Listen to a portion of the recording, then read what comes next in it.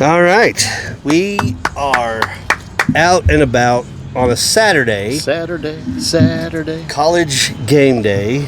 College football. Love that song. I love that song. We are at Mr. Brew's Tap House. I'm making sure I'm green. Mr. Brew's Tap House. And Reynolds Road. Right next to Meyer, right across from Shiloh Park, the entrance. You can't miss it. There's a Jiffy Lube in front, but drive past the Jiffy Lube, you'll see it. I have the Burl Brew Tango Wheat. Tango? Is it Tango Wheat? I don't know. This is the first. Okay, let's see.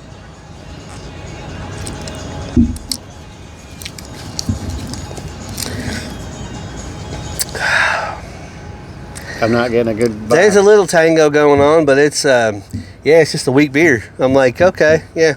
Kind of a blue moonish? Kind of a blue moonish, okay. Yep, a little bit. Yeah, I think a Valencia orange would kind of set this off right, but it's doable, passable. I've got the Paradise Punch. You've had that quite a bit out here. That must be one of your go-tos. No, usually I get the peach. That one. You've had that a couple times. Okay. So, this is our first recording since the Fall City Tap takeover at Jack Brown's. I had a good time. That was pretty pleasant. Nice little. We had Jenna from Fall City. She was the rep down. We had very nice lady. We had War Daddy. Giving her expertise on doing some bourbon stuff out there. Yeah, we did a little bourbon talk. Got a little swag, couple hats. Didn't get a call about the prize packs. So I guess we didn't win. I guess we didn't win either. Well, you know what? I got some missed calls, but I don't have a message, so maybe, I don't know. Anyway, I don't know who would be calling, but anyway.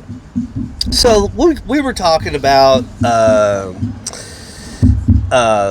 albums turning 50, and we were focusing on Kiss Alive. Excellent album. It is the first. It is one of the first. Though I will say the first live album that I bought with my own money was Kiss Alive 2. I mean, at that time there wasn't. A whole lot of live albums out. No, but Kiss Alive 2 was my first indoctrination into Kiss. That was the first album that I bought. Like I said, with my own money, my uncle. Alive 2, yes. My uncle took me to. We drove to Lexington. That was when I would stay with my grandmother in Paris on my mom's side, and my uncle was usually the one that would take me to cool places. So we drove back up to Lexington and went to one of the record stores. I don't remember which one, but I can remember holding that album. And this is not Alive. This is Alive 2.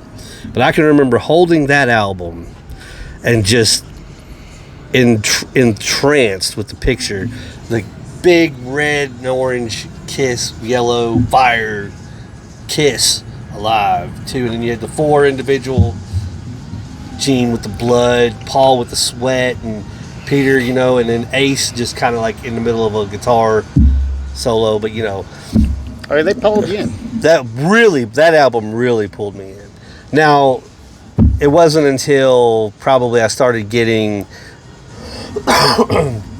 the albums at the Destroyer, Rock and Roll Over, and stuff like that I went back and got the Alive, and the Hotter Than Hell, and the first 4 albums. But yes, I was listening to a little satellite radio, and they were playing a couple of tracks from the Alive, and of course they did they did Rock and Roll All Night, and I'm kind of like, golly, there's so many. Like that song. There's so many other tracks, but I mean, it's a great live album. I mean, from top to bottom. Even though, like I said, conspiracy theorists, some of it was done in the studio. Well, so be it, but it was still it still stands up. The essence of the show. It did. Which was big at that time. They were pulling them in on the circuit, but they weren't getting any airplay. Right. When we talked about the Kiss Army showing up and basically threatening to do whatever to the radio stations that didn't play them. But anyway, so that's one of the albums that turning 50.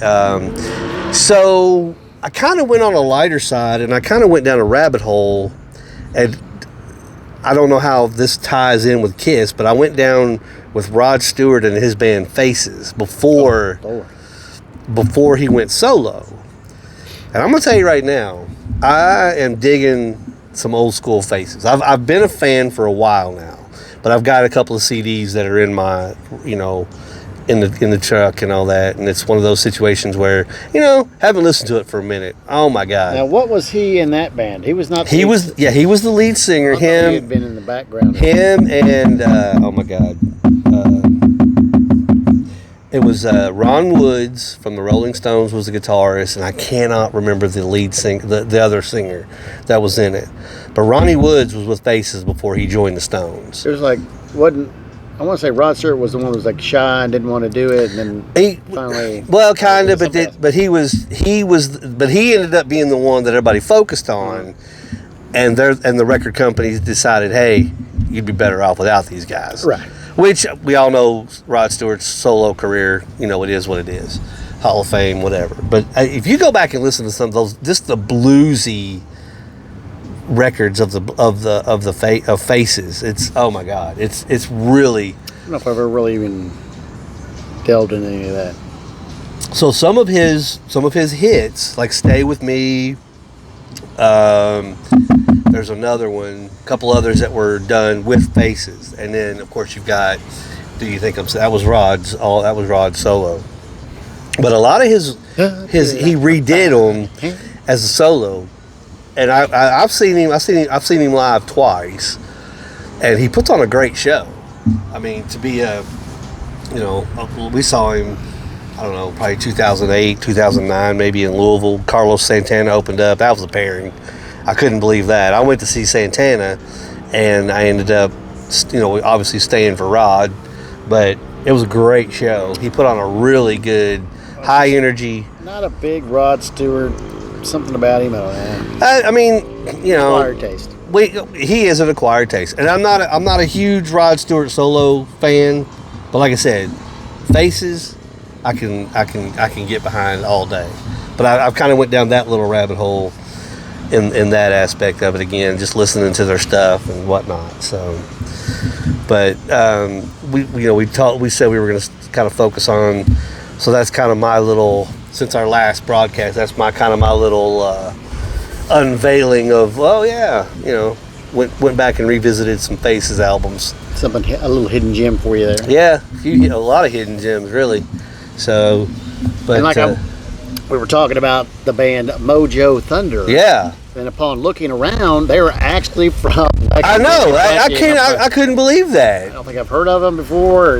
Me neither. A promo for them, any playing anywhere, but then they'll be at the Burl.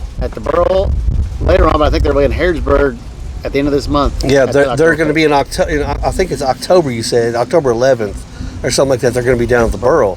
So I'm like, check them out. Yeah, we'll have to go down there and check that out. I think maybe we can make some calls and get them on the show. See what we can do. Yeah, I mean, since we know the head brewer down there, we might be able to get something going there. But yeah, I'll have to look into that and see what's what. But yeah, Mojo Thunder, being from Lexington, Kentucky, I was like, holy shit! I was like, shocked the hell out of me. Great sounding band, so you think they'd be all over the place. Yeah, so maybe they might just be doing the local scene, but yeah. So I'm kind of looking forward to that. We'll try to check them out when we see what we can pull some strings somewhere. Like I was looking at their travel list, and it's a lot of places. Only two ones close: Harrisburg and the Burl. So they're really not playing. I guess Lexington or surrounding. They got some Tennessees and some other stuff on there. Yeah. So maybe they're just branching out. Could be. Maybe we're catching them at the right time. Like maybe they are literally just getting out there and getting started. So we'll see. Maybe we're onto something. That next great discovery. Next great discovery. You heard it here first, ladies and gentlemen. Heard it here first. So yeah. So again, we're out here at Mr. Brew's on the patio. It is college football Saturday. And did you see that Clemson got beat? Did they? Yes, they did. I did not see that. Of course, I've been mandatory overtime today. Great Georgia Tech. I just saw them well. I was overtime as well. It sucks. Absolutely. Working is horrible. Sucks. What the hell? Adulting is terrible. Stay with your parents as long as you can. No, I'm just kidding. Make your way. Get out. Do your own stuff. Anyway, yeah. So no, I did not see that. So Georgia Tech. That was the Okay. big episode of the day so far. Well, I know. Hell, Tennessee's beating Georgia. They were up a touchdown, but I mean, Yeah, they were first couple drives. They went down the field. Georgia came back and scored. Then Tennessee went down and scored and stopped Georgia. Yeah, Tennessee went down and scored I again. stopped at Georgia the house came and got back. the equipment before, and I saw the Georgia. It was 21. It was 21-7, and then I saw Georgia score for 21-14. It's been a good game. I've kind of been perusing that game. And then my Bearcats are up 42-0 on I think Did you Weber State or something. see the ass whooping that? Of course, me and Jenna from Falls City are from the great state of Indiana. Indiana? They laid an ass whooping on Indiana State. Oh yeah. Like 65, 70s. Oh, I think I did see that. Yeah. Big shutout. Yeah, big shout out to the Hoosier Nation. So, did you ever? I cannot remember the name of that coach. We talked about that with Jenna, and but his style. He's very in your face, Yeah. straightforward. And I old love him school-ish. as a coach. Like that was one of the reasons why I guess when Indiana, it wasn't last year, but the year before. Wait, Yeah, no, they last year missed. They were in the playoffs. They were in the Yes. playoffs. I thought they missed the playoffs. No, they were in the playoffs, but they got beat coming right out. Oh wait, is that who SMU beat, or is that who Penn State beat? No, SMU beat Clemson, or Clemson beat SMU. What do you think? I can't remember. Anyway, but yeah, so the coach of Indiana, I'm really a fan of. Like, it'd be great if you could get his ass down here, but I don't think that's It was happening. 73-0. I'm sorry. Oh, okay. Well, still, that is an ass whooping. That is laying the leather to the backside. It's like not even whatever. Head coach is Kirk Cignetti. Signetti, yes. Good football coach name.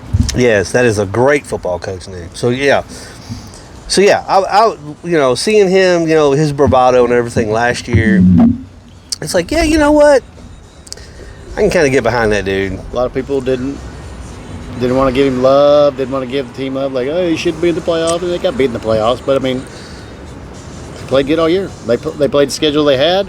They beat everybody handedly. Yep. Like, I don't think did they play Ohio State that year? I think we played them and beat them. But they only had like one or two losses, so it wasn't like We had one loss.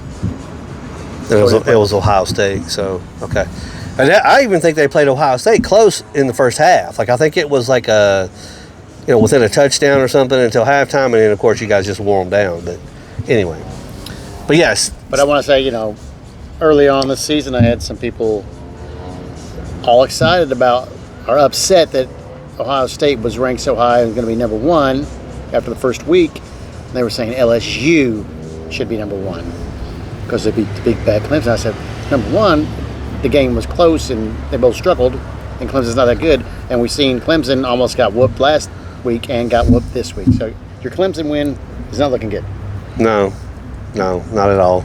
Not to say LSU's a bad team, but let's not jump they're so great. Right. Well, I mean, if I don't know where Georgia Tech is ranked, but if Georgia Tech had beaten, if Georgia Tech was a decent team and they beat Clemson, okay. But no, if they're, I don't think they're ranked. I don't think they But are Georgia either. Tech is usually So it's a they're good solid team. they're that Vandy of the ACC. So Dabo Sweeney on his way out. I think Say so. goodbye. I think he's I think he's out, especially if he, 2 losses already this year. I think the fan base is gonna be like, hey, it's time to move on. Wait. Oh yeah, LSU beat them. That's right, LSU beat them. So, yeah.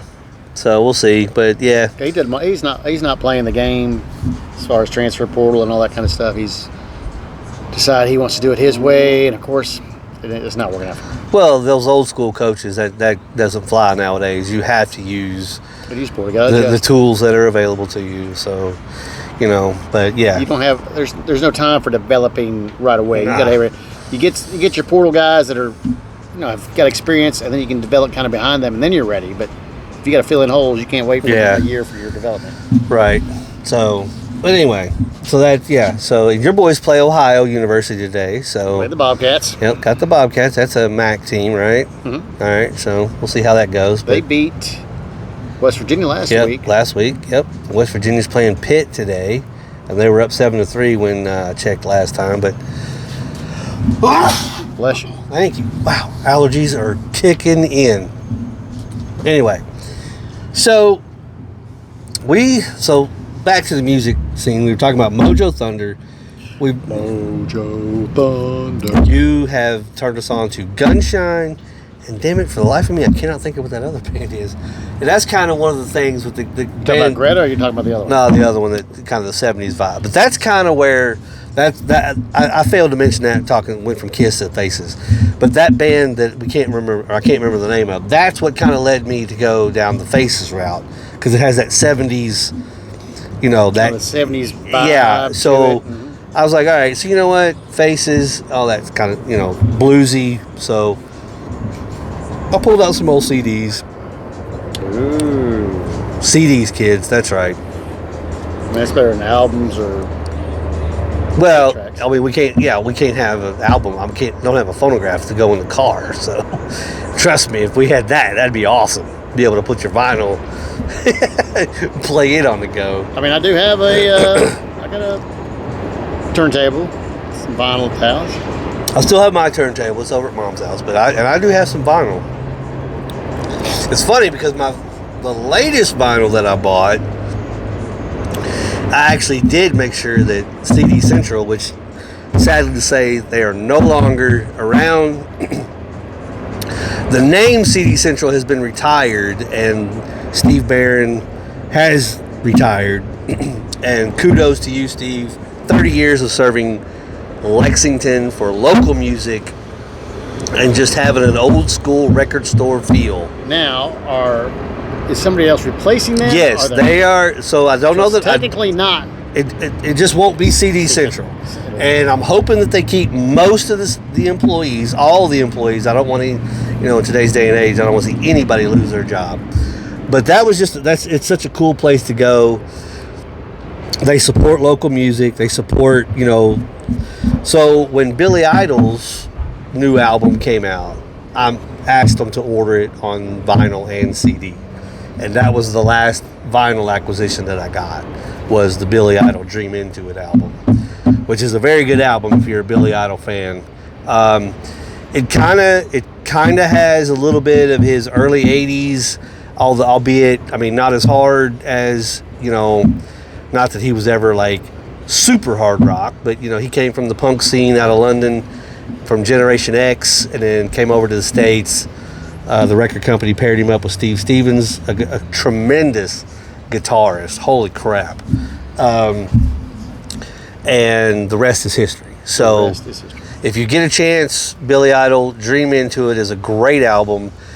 I mean, any of his albums are... Breaking news. Yes.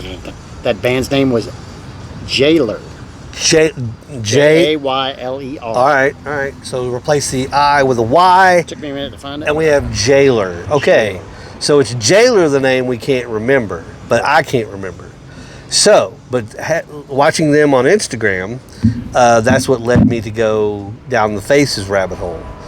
And obviously, like you said, Greta Van Fleet. But yeah, music is always, I don't know. To me, it's a bridge for communication. It's like you see somebody with a band shirt. It's almost like wearing you wear a football shirt. The person who somebody sees this, they're gonna go OH, and I'm gonna go I-O. Right. So he's always got to throw that. But it's one of those situations where, like I said, when we talked about the Def Leppard, the Pyromania in the Round. That was my first indoctrination into your all's group. So and then later on, finding out you're a Kiss fan, I'm a Kiss fan. That brought us bonding, unity over music, exactly. Love. Maybe not love, but same interest and stuff. So the fact that you're discovering these bands. I've got a few putting out there or whatever, but yeah, so it's always good when you have the music to communicate with, because it's one of those situations where it's like, I don't know, to me there's no stronger bonds. It's like we talked about before, the soundtrack of your life. It is the soundtrack of our life. You can listen to a song and be like, man, you remember that time we was down on the beach? Or you remember that time in the car where somebody said something stupid and we were la la la la la la. Well, that's I don't remember who posted it, you or Brad, but it was something Def Leppard, and it was like, guys, remember this? This was my first concert. Like Brad was like, this was my first like concert that and then now I was like, well, that's my first concert when I went with you guys anywhere, and it was one of those. Okay, yeah, and then obviously the rest is history. How many concerts have we been to and all that stuff. So yeah, it literally, music can literally be the soundtrack of your life. I mean, it's one of those situations where it's like, oh yeah, this is what we had going on with this album. Like you said, like with the last episode, I think it was the Def Leppard show. Didn't somebody get topless? It's like, no, it wasn't that one. It was the AC/DC show. But, it's one of those situations where it's like, see, something sparked, and there you go. So, yeah, literally, the soundtrack of our lives was done by music, can be done by music. Well, I would say more so in our time than now. There was less phones and other shit, TikTok and shit. Is like, you listen to the radio while you're driving somewhere, you weren't on your phone, there was radio, there was music, whatever was going on at that time. You can remember, hey, we went to the bar that night, and this song was playing. I can remember spring breaks, what songs were playing at the wet t-shirt contest or whatever was going on at the poolside bands. I can takes you right back, and you're like, right there. Yep, it is literally. So, and that's one of the things. It's like I'm always, and I'm old school. I got to have the physical copy of a CD or something. And you don't like the digital brand. You're not like I mean, I do. MP3 player guy. I do that. I have Spotify because we're on Spotify. So you gotta. But yeah, I mean, I've downloaded albums, and yes, okay, this allows you to hold 700 whatever songs or albums or whatever. But then what don't you get with the phone music is you don't get the album cover art. Nope. You don't get the lyrics in the sleeve. You can pull up you can look them up. Remember when the cassette, unfold the cassette, all the lyrics are right there. I mean, when you had vinyl, and you pulled out the vinyl of the record, you thought, oh, the record. But no, the sleeve that was holding the record had all kinds of lyrics or designs. Or the Love Gun album had that little pop love gun. Yep. There was all kinds of presents and stuff in there for it. It was great. Yeah, it was awesome. Hidden Rock and Roll Over had the stickers. And then so I mean, every album kind of started putting their own little prize in there, like a Cracker Jack box. Yeah, it was. Yeah, absolutely. Yeah. Including your little, like, you'd have a little sticker on the side going, include your Love Gun, Pop Gun. But yeah, those are great. I mean, yeah, that's what the thing is, like, the digital age, okay, but I mean, the digital age is reason why you're paying $300, $400 for a freaking concert ticket. If you had album sales back in the day, that's where your money was made. That's what I was telling. And you went out and promoted that album with your concert. That's what I was telling. I was telling Slow Count that one of his favorite bands is Slipknot, and they have a song Duality. I'm not sure. I want to say it came out in 2007, maybe. I might be wrong about that. It just hit the 1 billion streaming. Like they have absolutely. And I'm like, are you kidding me right now with that?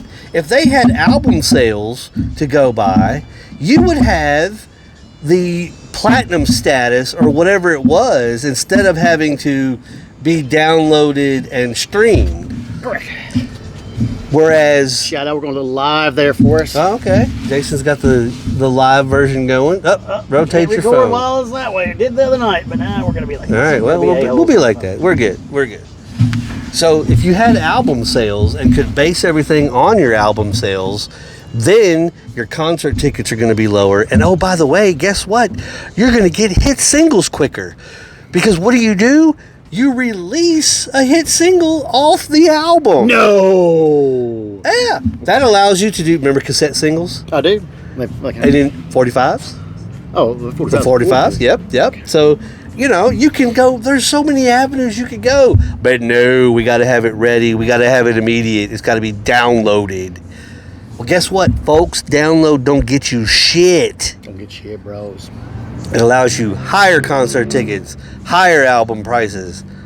You look at some of the concert tickets, somebody will post something like back in the day. It's like $7.95. $7.95, $19 to go see your biggest band, Led Zeppelin. But now it's like they come around for a reunion tour. It's $400, $500 for the cheap. That's the cheap seats. Cheap seats, and you're in the thousands for the sound front is row. good. They'll put on a good enough show, and you're just like, what the? Yeah, fuck, I mean, come on. Give me some. But I do believe it was like we're talking about Kiss King because we just love Kiss. But Gene Simmons stated, the new age has killed. Yep. Kind of the music industry and kind of hurt. Like I said, you think it helps these young bands coming out because they got the thing, but they're like the kids are on to the next one. It's like you put out something like they like it, you're only seeing a clip of it. Yep. But they're not going out and buying the album. There's no album to buy. They're getting that song. They get that song, they get it, and then they forget, and they're on to the next one. It's not like you're building a quality following. No, you're not. And that's the thing. It's like because I'm a firm believer that again we'll make it Kiss. That's what we do. If you buy the album, if you like that band, then go buy their merch, go buy their albums, go buy their music. And when you like that band, a la Kiss, you're gonna buy the CD. And we all know, well, you and I know, any Kiss fan knows, a Kiss album from start to finish is, you put it on, you don't like even in the album days, you were flip. I mean, how many times did you flip a Kiss album over? How many times like a cassette tape? Like I wore out so many cassette tapes. Flip them up. Well, side A, side B. In part because you had to listen to it. It wasn't, the technology wasn't there where you could just flip around. Like I said today with the phone and the thing is, you can go straight to the track. You're on the radio, you're on the track. You're like, I don't like that. Boom. Yeah. Next song, I don't like it. But here you had to actually listen. But maybe I didn't like the first part of it, but now I'm getting the lyrics and I'm hearing the whole thing. It's like, wow, okay, that was a decent song. Well, and the same thing, like you would listen to it over and over again. So if you maybe you didn't like it at first, but by the third listen, you're like, you know what? That's not half bad. It's not a half bad album. A half bad song. Because you were forced sort of to listen to it. You could. Yeah. You could fast forward, but that was just a pain in the ass. Yeah. Yeah. It was like waste time. It's not like you can't, like today you just press a button, you're like, next song. Next song. Yeah. You're like just fuck it. Put the cassette in, fuck it. Right. Yeah. That song, okay. Then the next time you play it through and you're on it again, you're like, my song comes, well, all right. Yeah. I didn't hear that really last time. Yeah. Okay, yeah. Good. So then you end up becoming like the whole album becomes good. And that was kind of what I guess brain child behind the start of the Brewery Boys is I had bought Ace Frehley's Space Invaders. I believe it was a 2013 album. Flashback Boys. Yeah. But I had bought that album, and Ed Bennett and I were going to Cincinnati. We were going to a Bengals game, and then we were going to go see a concert at Southgate House. And I said, dude, let's listen to this album. He's like, okay. So we put it in. And it's a good album. It's a good rock album. Ace Frehley, it's a good Ace Frehley rock album. Yeah, Ace Frehley rock album. Yeah, it's a good album. From start to finish, there's not a bad song on it. It's not something... Now, we were in a car going to Cincinnati, so yes, it was kind of background noise, but we were listening to it and we were talking. And the thought was, dude, what if we were drinking a couple of beers and just sitting in front of some microphones, just talking about albums or music in general? I mean, that'd be fucking great. That'd be fabulous. Fucking A, man. So that was kind of the spark that ignited the Brewery Boys broadcast. Shout out to Ed. Rest in peace, my brother. We miss you. I miss you every day. He was my brother from another mother, my rock and roll. Every time the concert came around, Ed had an extra ticket. I was the first call he made. So Ed, love you, brother. Anyway, so that's kind of where I'm at. I'm like, and I've tried to instill that in my son. It's like, look, bro, if you like an album or you like a band, get the album. And he has done that because we have gone out. He like I said, Slipknot, Ice Nine Kills. We've bought the albums, and he's listening to them start to finish. And it's one of okay. So he has indoctrinated. Let's get the albums, even though like he is of the digital age. So he has Spotify, and they are on his Spotify. He does not have many physical. I have the Ice Nine Kills album in the vehicle. So everything that he's got in CD I've bought, which I can listen to, but he puts them in the CD player in the vehicle. So we're going that avenue of it. Same with Ghost. He loves Ghost. So I'm teaching him, and I took him to CD Central several times, and he absolutely loves the place.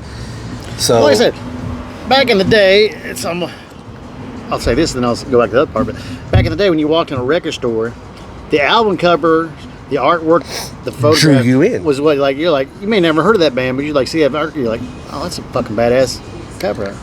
All right, I'll buy this and we'll check it out. And that's how you got to do it. It's like, hey, that's kind of like going to Blockbuster. Yeah. You walk through Blockbuster on a Friday night, you're like, I don't know what I want to watch. I've never heard of these movies before, but that artwork and that picture on there. Man, that scantily clad girl, she's really. That looks cool. Her boobs are hanging out. Yeah. Mom, can we rent this? I don't know what time. Rented something. Talked my mom into it. We got home. I started putting it on, and it started getting a little crazy. It was a little crazy. It started getting a little action, and then mom just kind of walked by. I was like, "What is that?" That's the movie we rented. And she was like, "Nope." But that got boobies, Mom. I don't know why she's moaning. I thought it was something else. I don't know. I don't know.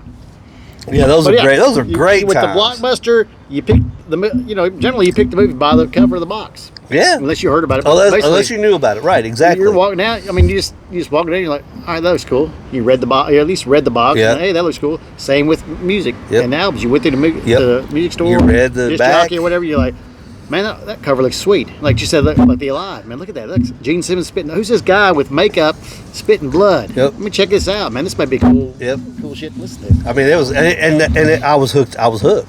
So, and back to the Kiss again. My mom and my uncle actually had to go see, because I think I was 8, and so they had to go see. Like I think they either went to the Louisville show, which was Destroyer, or one of the tours was either in Lexington or Louisville. They went to see it to make sure it was okay. So my first Kiss concert was 1979, the Dynasty album. That was the big Gene Simmons dragon armor with the I mean, just think of that for a minute. The stuff they wore, their boots alone, I think, were 10 pounds each or something. It's like, yep. Like, man. And I have a poster. I don't know. I still have the bicentennial poster. Oh, with Peter Criss. Yeah, band. with the band. Yeah, I have it framed, and I have another poster, and I'm pretty sure I still have it. If I find it, I want to get it framed because it's the jeans. I want to say it's the dragon armor, but it's Gene Simmons. Well, the body with the armor, it's got a dragon. A dragon is wearing the armor, and the boots are Gene's face. Oh, so reverse. So it's reverse. Okay. Yeah, and he's got the bass and all that. It's cool. I don't know if I've seen that one. I have to. I know I've got it somewhere. If I find it, I'm gonna actually pay to have it framed because that's a classic. But I've still got the bicentennial. I remember the first time I was over at your house, and you had that poster. I think you have it framed or had it framed. I had it hang on the wall. Was it? Yeah, it might have been. Yeah. And I was like, holy shit, I've got that same poster. And then you had the Asylum. Was it the Asylum? Is that the one with it's got their faces kind of in a diamond or in a square, but it's kind of like almost like Rock and Roll Over round.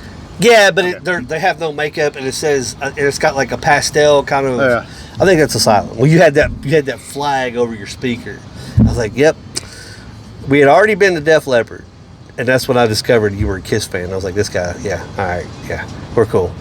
So, Oh, back in the days when you had your setup in your house, you had the Yeah. turntable with the equalizer, cassette deck, CD player, the big stand-up speakers. You were like, this is fucking cool. I could adjust the music, man. Look at this synthesizer. You had the stand. The speakers were this far off the ground. Yep. Oh, great times, man. Oh, yeah. But yeah, so, and posters. Posters. Who does posters anymore? Hard to find posters. Very hard. I mean, obviously Walmart sells them, but like you got the Spider-Man or whatever. Yeah, they're not doing. But you don't have like concert posters. Not like concert posters or even movie posters. Who has movie posters anymore? Right. Dude, when I was working at South Park, I do have Farrah Fawcett's poster. Oh, I had that too. I don't know if I still do. Linda Carter. I had Linda Carter. Yep. That's like a little bit better than the Sears catalog. You know what I know. You know. Yeah.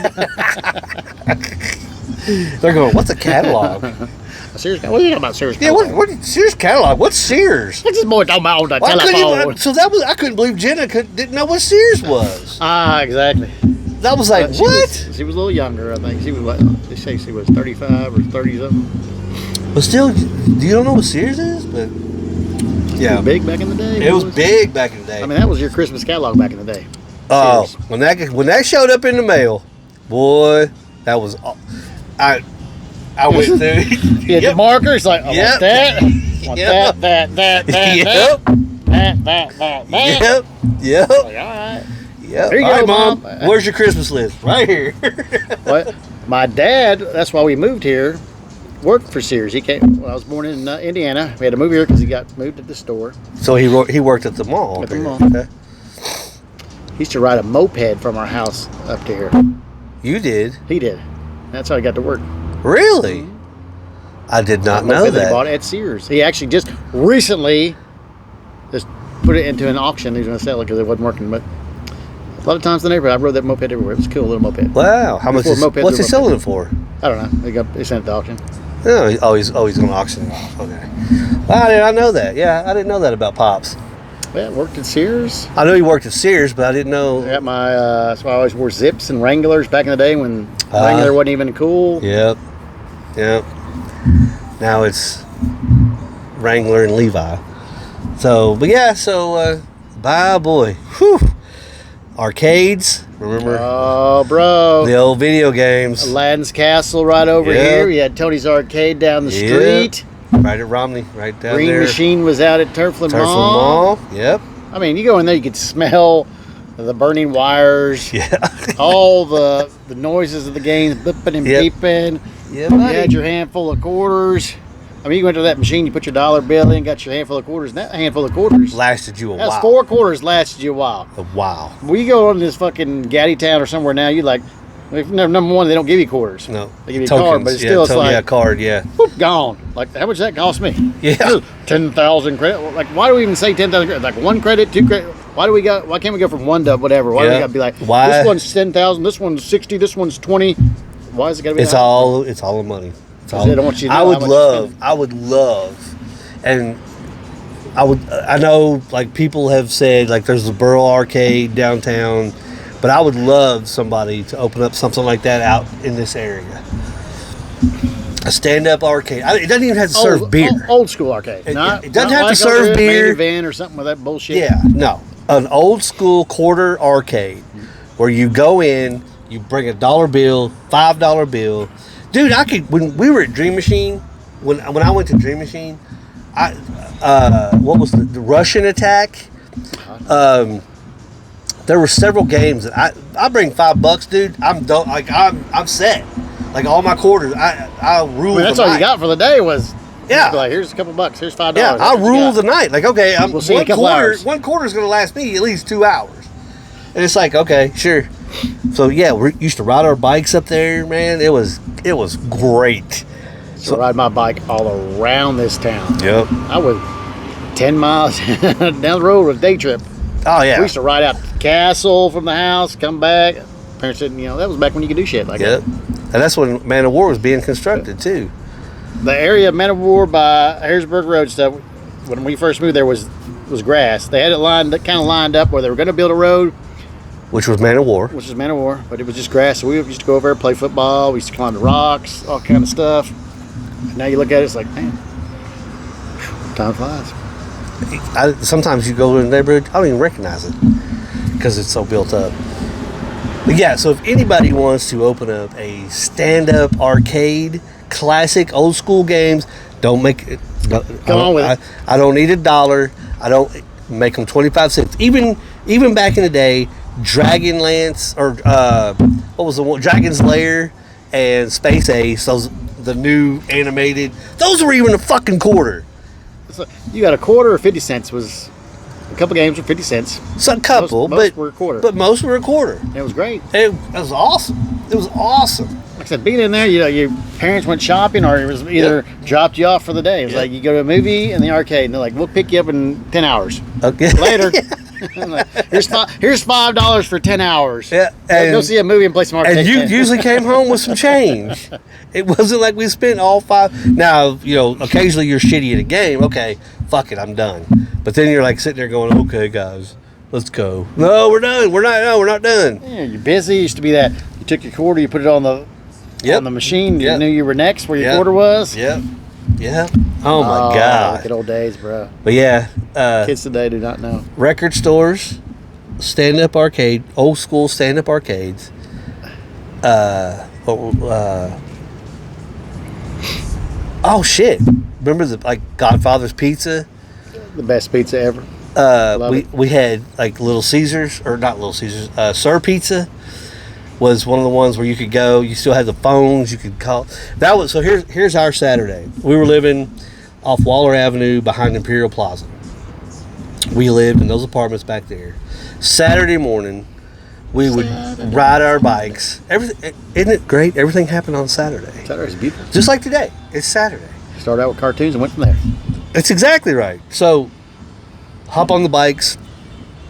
Our first stop was right there, Waller Avenue, Imperial Plaza, Sir Pizza. Usually, we met the lady opening up, or the guy, whichever one. We would get the back room where the big jumbo pull-down screen projection TV was. The party room. Go in, we'd put on cartoons, and they didn't open till 11, but we were 10:30. 11 o'clock rolled around, we'd call, order our pizza. They'd come bring it to us. We're watching cartoons, we're eating pizza. The next trip was, as soon as we left there, we drove down Waller Avenue, crossed the railroad tracks, down to the Comic Connection, which was a comic book store. No longer there because they built that parking garage for UK. Yeah. So that, we would go there, park our bikes, walk through the alley, go into the comic book store, buy our comic books, and then go to the corner Broken Spoke liquor store. Around the corner in the back, they had a little door you could go in, walk up to the little bar they had, and we'd sit there and drink Coca-Colas and read our comic books. And then, as soon as we were done, get the bikes, head back to the apartment. I mean, that was a Saturday. And then, if Mom was going shopping, she was either going to Fayette Mall or Turfland Mall. Well, we're loaded up in the car, we're headed to the mall, we're at the arcade while she's going around the mall. Like you said, 10 hours. 10 hours. But it's one of those situations where that was just living. Like, think about that. Like I said, we used to leave the house, the house in the morning, and not come back until 9, 10 o'clock when the streetlights came on or whatever. Like, you was gone. You didn't have a phone. You didn't have nothing. Nobody knew where you was. They didn't care. You was out, but you were out. Today, the kids are in their room by themselves, talking online to other kids. I can't imagine. Like when we had Atari, even it was like you had to get together. You plugged in 4 of them. All right, your turn. You're all sitting there. And the next people play. Yep, your turn. Now you can't even. I don't even think they make multiplayer games. I think it's all one player online. Then you can play somebody. Yeah, you can't sit down 2 people on a unit and play a game. I mean, I think you can, but again, it has to be like you have to be together, or you're playing online against each other. I was saying, everything I see, like my son when he had this stuff, I was like trying to play. Like, I'll play with you. No, it's a 1-player game. What do you mean it's a 1 fucking player game? Yeah. I just spent $300 on this goddamn fucking thing, and it's a 1-player game. Yeah. Well, you can play everybody online. I don't know anybody online. Right. I don't want to play Shigmakwa or whatever from India because he's up, and I want to play with my buddies. Like you played Madden football off of the Genesis. You had 4 controllers in. You had 2 on 2. Yep. You did your little tournament. Everybody play their team and play the next team. You were together. Yep. Hassling each other. Yep. I don't understand now. The last time I played a game with Zach, slow count, he was into Skylanders, and if you have your character, so you put them on a portal, and that brings you into the game. Well, you're together, but then it's like once if one starts going, this little tether forms, and you're like, oh, you can't go because he's still back here. It's like, well, come on, dude, or whatever. He's like, oh, I'm over here getting this. Like, what the hell? It's like, come on. So it's like, it's not like the games aren't like like you said. It's like 1-on-1 or you're playing me or whatever. It's like you have to be on the same. Everything's like a quest kind of a thing. It's like anymore. You got to pick up 62 of these parts over exactly. here before you can get to this store to get this. Yeah. I don't know. This just popped in my head because I was messing with it today or yesterday. It's like back in the day, you had your Atari. Yeah. Got your cartridge ready. You stuck it in. You turned it on, and the game fucking came on. Yep. Today, you put your little thing in. You turn it on, and it's loading. And it's loading. 8 hours later. Like my TV. It's like I used to turn the TV on. It was on. Now I got to turn it on. Then I got to wait for it loads up. Then I got to find the app I want. I hit the app I want. Then it's got to load up the app. Yeah. And it's like, are you Jason? Yes, I'm Jason. Click on that. And it's like, all right. Then I'm following the fucking thing. And then by this time, it's halftime of the football game. When I get to the screen, like if I use Pluto, I get to the screen, and I'm on that channel, whatever channel I was on last, and I can't arrow up or find the guide until it actually warms itself back up again. Yeah. And then I can finally, all right, there's the guide. Now I can change the channel. I was like, what the fuck? It's supposed to be technology, bro. It's supposed to be like that. Yeah. I was like, Atari was like that. Put it into play. Yeah. It must have been the magic.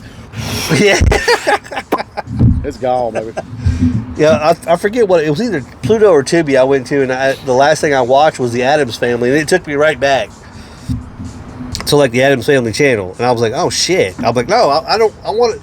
Like I want a screen to where I can pick what I want to watch. I'll make it go to the guide channel. But no, it goes right to what I was watching last. So Addams Family was. I'm like, and they gotta wait for it before you can click over to that next screen. It's like, come on. Yeah. It's still loading. I'm like, what are we loading? Don't get me wrong. I love me some Addams Family.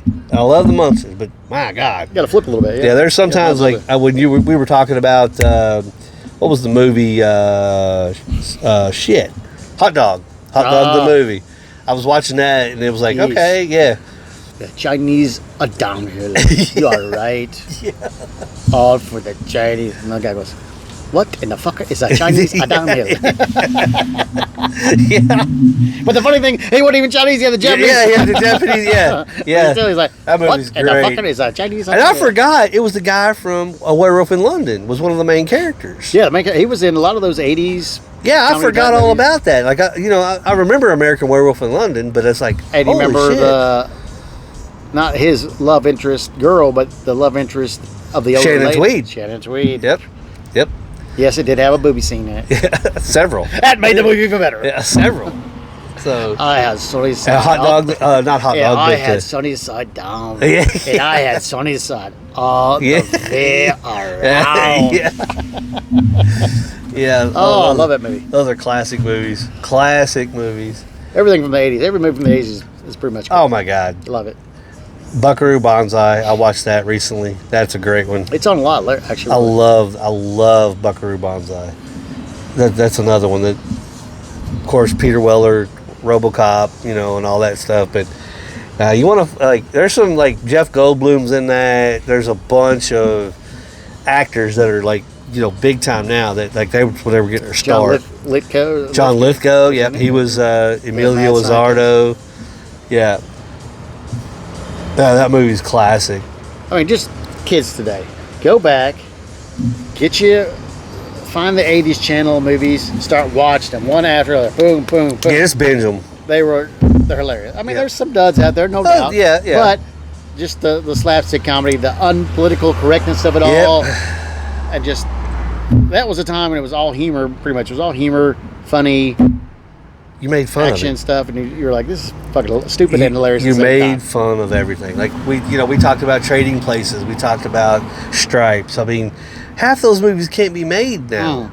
because you're going to offend somebody. Well, you know what? Turn the fucking offense off and learn to fucking laugh at yourself. Bro, some fucking cojones, bro. Yes. Stop being sissies and offended by everything. Everything. Like, they wouldn't be able to take George Carlin. Nope. Eddie Murphy. Nope. Red Fox. Nope. Oh, God, no. Gallagher.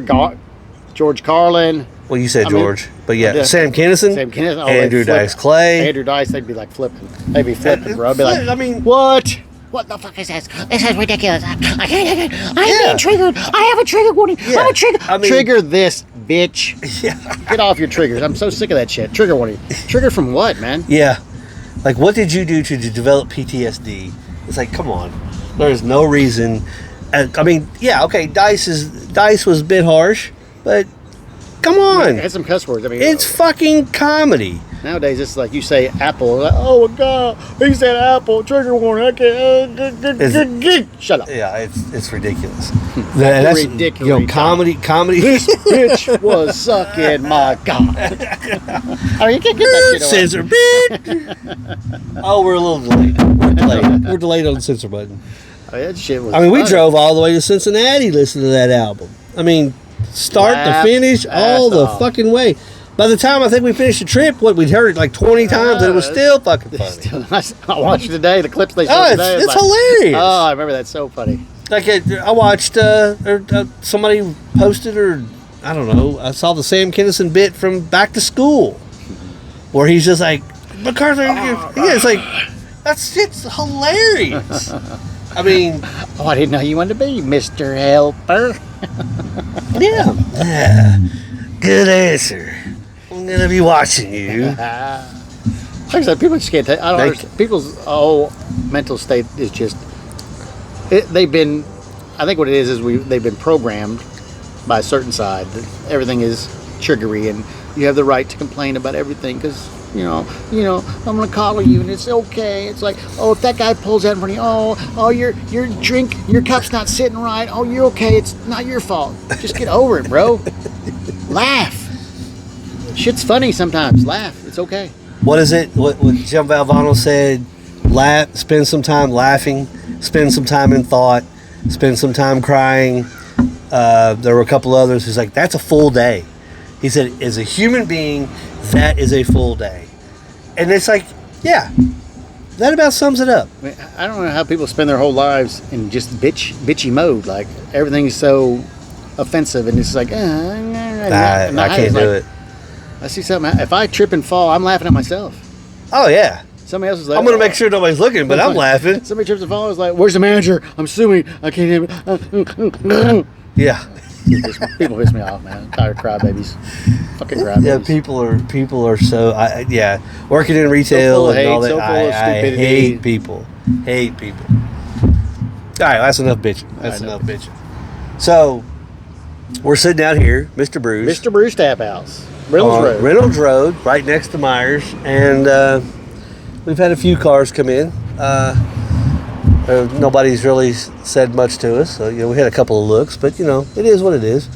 So, and we're sitting out here, as you can see, on empty cups. So, not sure if they forgot about it. I guess somebody's going to have to check on us, or we may have to go get our own. I'm not sure, but I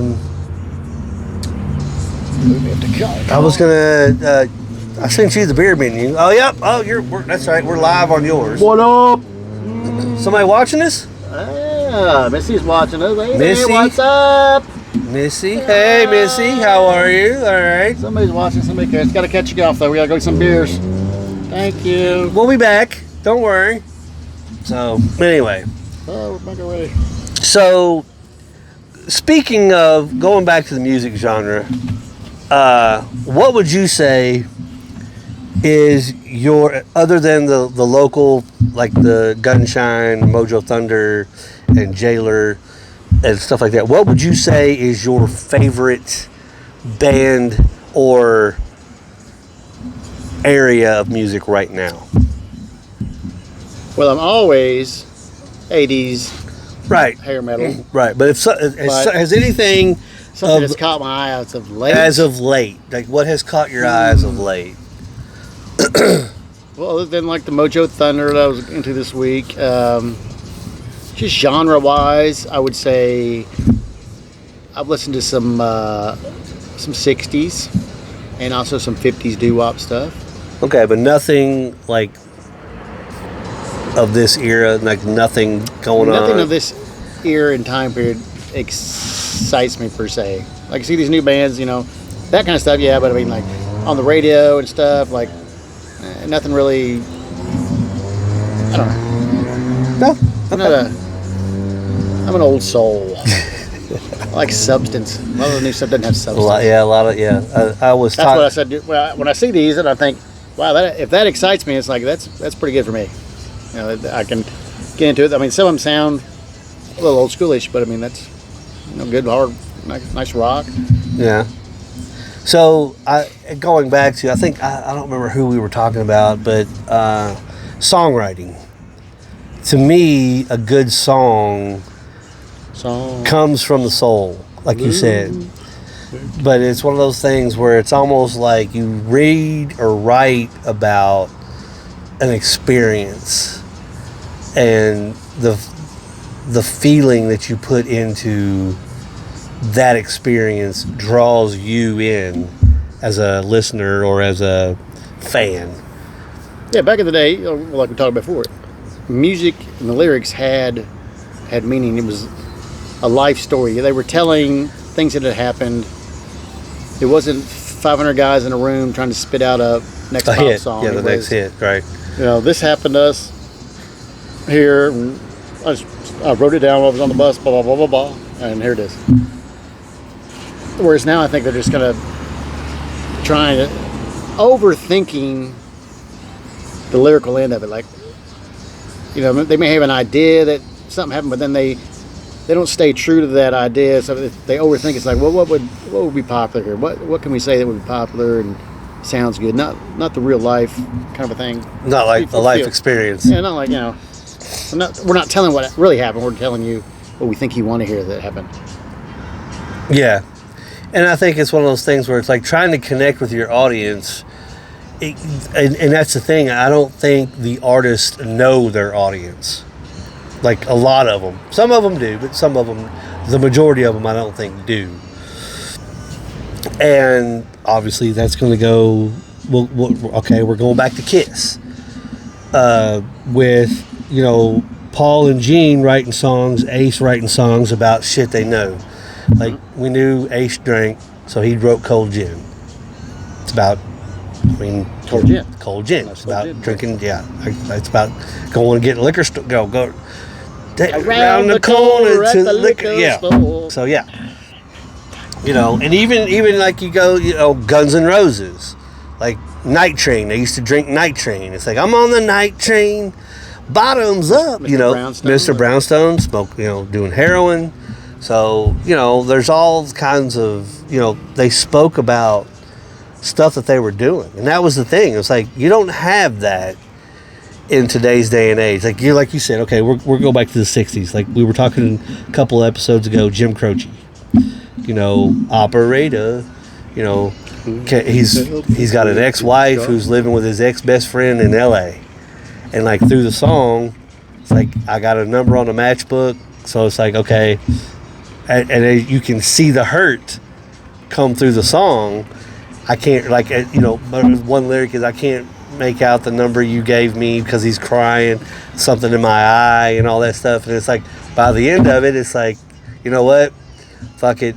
I don't need to know what's going on. Whore, man! Even you can keep the dime. That kind of. It just reminds me, we're talking about, this all ties together. The Sam Kinison episode where he actually calls. Yep.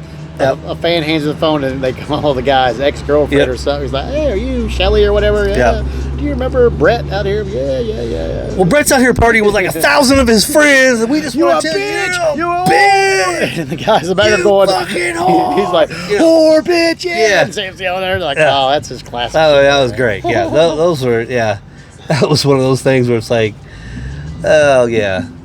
Those were definitely live bits that if you haven't seen any of Sam Kinison live, definitely check those out. Probably the newer group, might get triggered a little bit, but funny. I mean, come on, let's face it. It is what it is. I can't believe you said that. Yeah, I mean, shit. You got fucking morning shows calling up, going with second date or. Oh, I did hear one of that this other day. It's like, what did you think of Brad? Did he do good like that? Well, I don't know. Well, okay, let's call Brad and see what he thought about the date. It's like, yeah, I mean, it's fucking stupid. It's like, who does that? It's like, what? That's the culture we live in now. It's like, god damn. I don't know. Like, okay, well, if you want to go on a second date, we'll pay for it. It's like, what the fuck? I'm like, yeah, I don't care if I like it or not, but you're paying for it. Well, that's what I'm saying. It's like, go on, Shelly, we're hitting out the door. We don't care. Jesus Christ. You want to go on another day? So it's okay to put somebody on a spot like that, but okay, yeah, what we did was offensive. It's like, all right, whatever. I don't know. I don't believe it's offensive anymore. You may be offended by something I say, but I'm not offended. I'm not offended. You can say whatever you want. Yeah, you can say whatever you want to me. Like you said, like you and I talked about, it's a discussion. Let's have a discussion. Let's, if we can't hash it out, we agree to disagree. Just like the Youngblood topic. It's like, okay, I liked it, you didn't. I liked it, you didn't. So, we agree to disagree. Are we friends? Are we still sitting here having beers? Yes, we are, folks.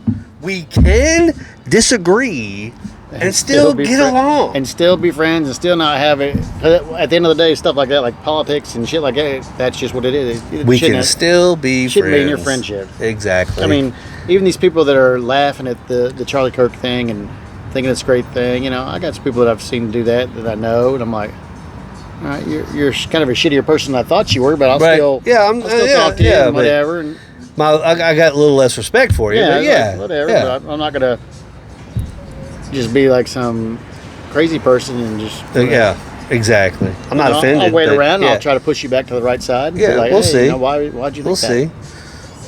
So all right, so we're gonna go nerd culture for a second. You're gonna make fun of me for a minute.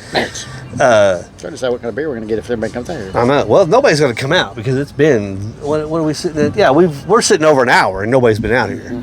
So, but anyway, so we had a well, all right. Since you brought it up, there was a comic book that was released on Wednesday, free new comic book day most time, and the writer had a comment about the assassination. So I heard something about this.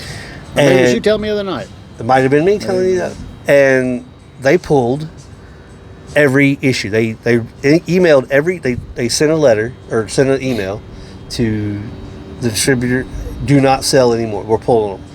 So this person had already written. So issue 1 showed up. Issue 2, 3 are already written or were in press production. Canceled. Right off the bat. So whether you agree or disagree or whatever, your actions and words should, and I'm glad this happened, although I did get a copy of the book, so I was one of the lucky ones, I guess, but your actions, now you are without a job. Oh, I was saying something. Hey, maybe not. Yeah. Despise us. So now you're without a job.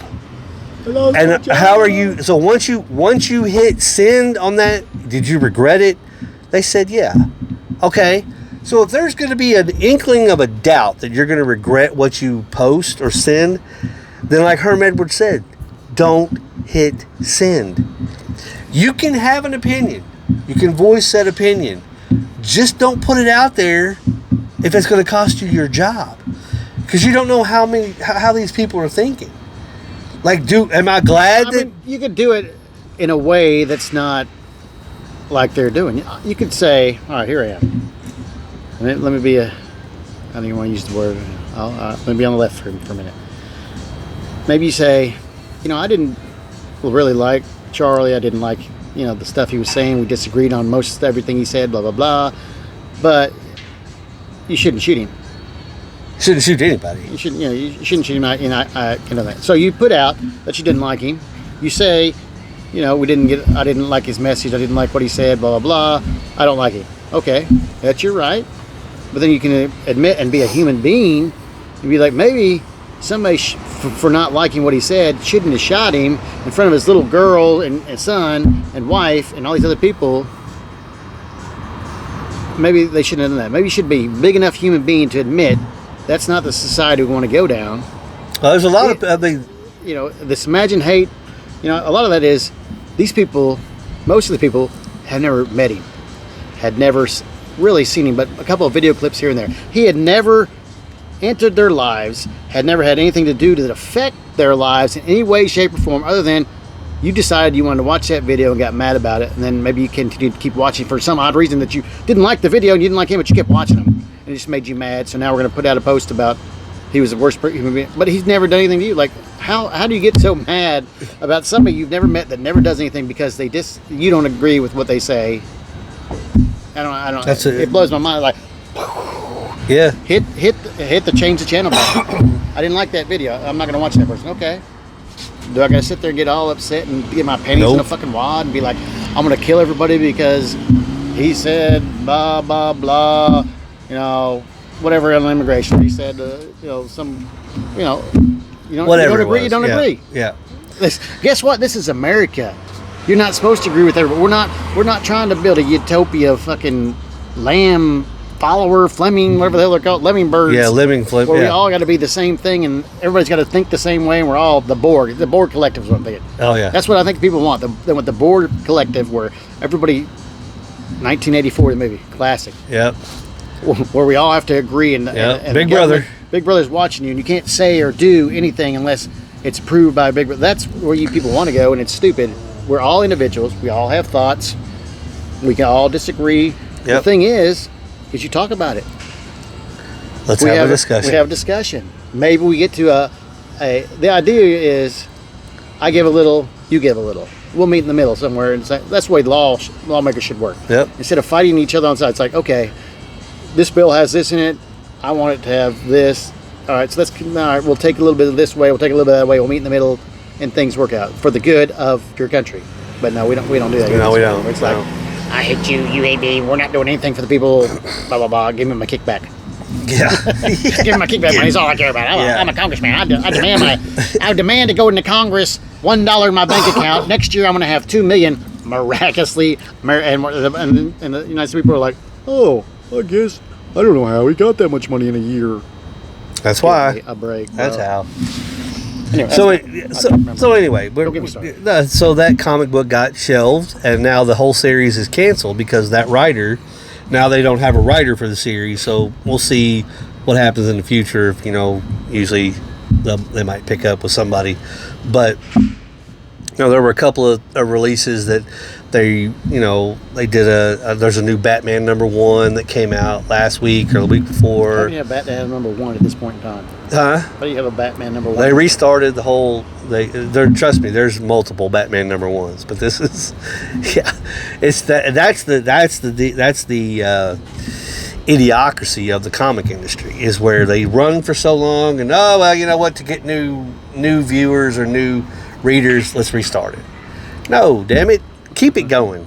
Like, just fucking go with, like, if you're on 700, keep going 701. 701, 702, 703. That's enough nerd culture talk.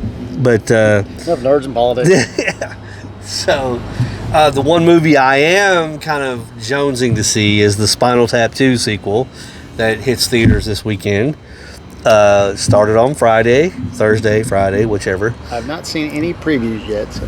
I think they kind of limited the previews just because. Like we had a disagreement last time. We talked about Spinal Tap. Yeah, it's not your favorite, but it's not. Just kind of dragged out and wasn't waiting for the next funny part. It's one of my favorite. I love it. So that's one of the things. I can't wait to see this one. So. We'll see. We used to have a couple friends of mine. It's got to be something like a reading tour type. No, it's the end continues. So it's like a final tour that's still going on. From what I'm hearing. But I used to have some friends that played in a band, and we'd go over to their house, or his house, and him and his wife. It would be one of those things where you would. If you quoted the first person to quote something from the movie, had to bring drinks for everybody. So there was a couple times where like, yeah, just bring the whole, just go ahead and bring it in. I mean, if you're watching it, maybe you start and it's quotable. You're gonna quote it. It's a great movie. So that's one movie that I'm looking forward to. There's a bunch of like what is your take on now? Have you seen the original Tron? Yeah, I've seen the first one. The first both one. of them. Okay, so you have seen. Okay, so what's your take on the new one getting ready to come out? I haven't seen that previews of that either. It's Tron Ares, and it's got Jared Leto in it. And what's the genesis of this one? It's like they kind of come to our world type of thing.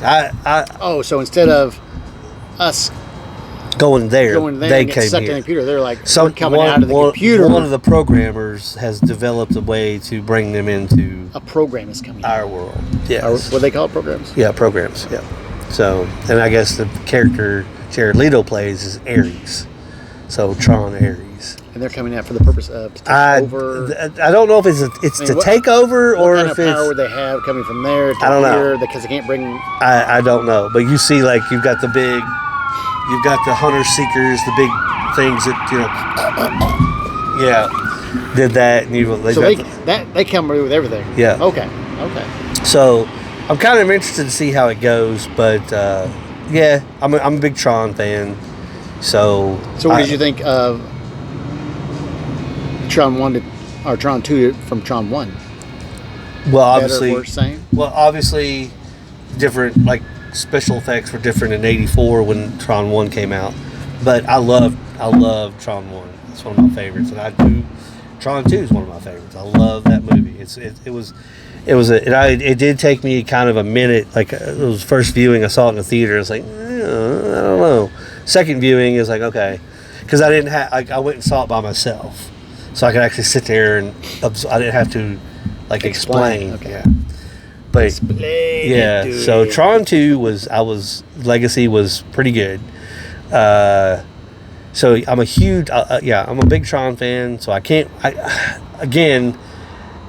know that I want to go see this with a big group, like a couple people, but I want to. You want to, like you said, you want to sit there and get the feel for it and actually get it for yourself before having to explain it and talk about it. Yes. So, but I'm not a big Jared Leto fan, but we'll see how it goes from there. But those are the two big releases, I guess, that I'm kind of looking forward to: Spinal Tap 2 and here's a Tron big change Ares. in the world we can talk about too with movies is, movies used to be previews would come out and you'd see the previews and you get jazzed up by them. Now I never see a preview because it's probably online somewhere. I'm not online all the time. Like put it on TV as a commercial like they used to. Like, hey, coming out soon is.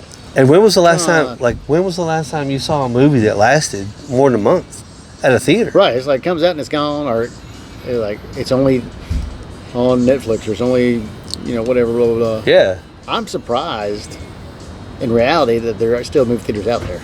It is kind of, and obviously, with the pandemic happened, a lot of people thought that was going to be because a lot of the streaming services, the new releases during that time, that was the whole reason I got HBO Max, was because they were one of the ones that was new releases for the theater were being released on HBO Max, Peacock, and stuff like that. Netflix used to have like the new releases, you could rent them or whatever, right, before they were out of the theater. At the same time they came to the theater, so that kind of ruins the whole vibe of going. Like I said, I want to see. You've got to search. Like I said, I haven't heard the Tron movie coming out. And I really haven't seen much. October 12th, October 10th, or something like that. Spinal Tap movie, because they don't promote it on regular TV anymore. Like it's like I haven't seen trailers, but I've seen like Facebook. You'll see the Spinal Tap thing, but it's like you remember going back in the day, like there was a time, far away when Bob did this. It was like every movie man was there. When you went and saw a movie, like you had the big trailers and stuff. Now most of it's fucking commercials in the movie theater. So it's one of those situations where it's like, okay, like you said, it's online or whatever. I don't spend 24 hours online. Like, that's one of those things. Like it's online, but you've actually got to know to search to find it. I guess you know what you want. I guess I got to go get our beers. Come out and look. This is ridiculous. Like, hey, you guys are out there. Yeah, we're out here. Yeah, bro. But so we got a couple things. Like I said, Spinal Tap 2, Tron Ares. I mean, there's other movies coming out, but that's not, it's like later in the year. We got Mojo Thunder coming to the Burl. Next Thursday is the Mad Tree Tap Takeover on the 18th, 19th. Thursday is, yeah. So that's going to be down at Jack Brown's. We will be there. We will be there, broadcasting, recording. Not broadcasting, we'll record. I think we talked about it on the last episode. We had, I told you, Mad Tree Sway had partnered with New Riff, did a collab. So it's not available in Kentucky, but I have worked out something with... You've worked your magic? Yep. So we're going to get some for the Brewery Boys broadcast. So be on the lookout for that. Coming soon. I don't know if I'll have it for the tap takeover, but anyway. I'll take a pineapple cider. Pineapple cider. All right, I'm going to go make a beer run. B-E-E-R-U-N, beer run. B-E-E-R-U-N, beer run. All right, so we're talking some exciting stuff here. How do you people feel about movies nowadays? Are they good? The previews you get to see. Like I said, I miss the previews. I miss, back in the day when you had newspapers that came to your house, you get the movie listings, told you what was coming on, told you a little brief spew about what the movie was going to be. I don't even know it's at the movie theaters anymore. Unless you go actively seeking for the knowledge, you're not going to find it. Like, how do you not advertise your business? Sad. So far we got the Tennessee-Georgia game. I think it's 28-27 Tennessee over Georgia. I can see Georgia go down. Not that I'm a big Tennessee fan, but I'm tired of hearing Georgia talk all the time. Yeah, so how about we give a little pregame here. We're getting ready to go tonight. We're going to have Kentucky versus Eastern Michigan with the new starting quarterback. I believe his name is Connor Bowling, whatever his name is. I will say, from watching, I'm not a huge Kentucky fan. I'm definitely not a Coach Stoops fan. Just put that out there. But I think, tonight, especially because they're playing, God forbid you lose to Eastern Michigan. But could be some good thing. I like the quarterback change. It should have been done before because, like I said before, they went out and got a seventh year quarterback. Now, if you're in college football and you're looking for a quarterback for your team to be a starter, do you go and find the 7th year guy and think he's going to be your guy? Like, maybe you think to yourself, he's here 7 years. Nobody has him. He's free agent, so to speak. And he's not in the pros after 7 years. Maybe that tells you he's not good enough. So, I think the new kid should look and bring hope to you tonight. You'll think he's the greatest thing since sliced bread just because they're playing Eastern Michigan. Thank you, sir. But I think it's a good change. Like I said, the 7th year guy is not going to be your guy just because he's been here 7 years. Now we'll see if they can show some offensive ingenuity. Maybe, I don't know, pass the ball. I know that's not Stoops' style. And whoever this offense coordinator says, we're going to look into that. I ask him another question. He goes, yeah, we'll look into that. What about the lack of throwing your tight ends? We'll look into that. I saw the press conference. I was like, we'll look into that. We're looking into that. Bro, just fix it. I mean, throw the damn ball. So we'll see what happens. I'm talking a little UK quarterback change. Gotcha. Well, I was mentioning the fact that how in the world you go, as your starting quarterback, you go out and find a 7th year guy, but he's no good. Well, he was no good plus he's a 7th year guy. Well, yeah. So you already know he's no good because nobody's picked him up anywhere else, and he's not in the pros at 7 years. Yeah. So you think he's going to come in and be your? Well, I mean, maybe you bring him in as a backup. I mean, sure. All right, a 7th year guy, you can pick him up easy. No money in this day and age for NLL expected, but you don't make him your starter at all. No.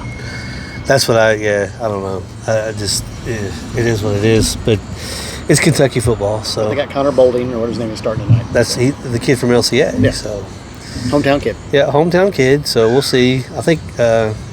We'll see how it goes. But yeah, it's Eastern Michigan, so It should look good no matter what. But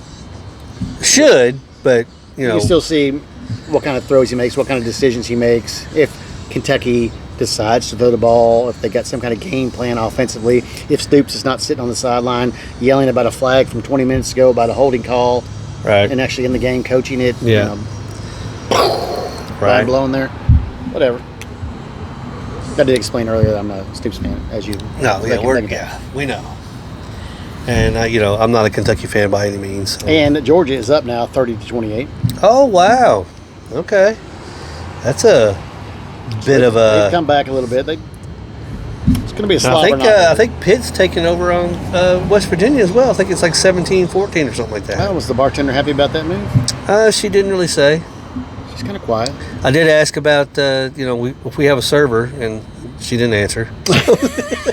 Quality. So I guess not. But anyway, so I got the enlightenment from I'm not sure what the brewery is, but it's another weeded beer. And I gotta say the Burl was better. The Tango wheat from the Burl was a little better. So the pineapple does have a hint of pineapple in it. Not bad, refreshing, crisp. Okay, I like it.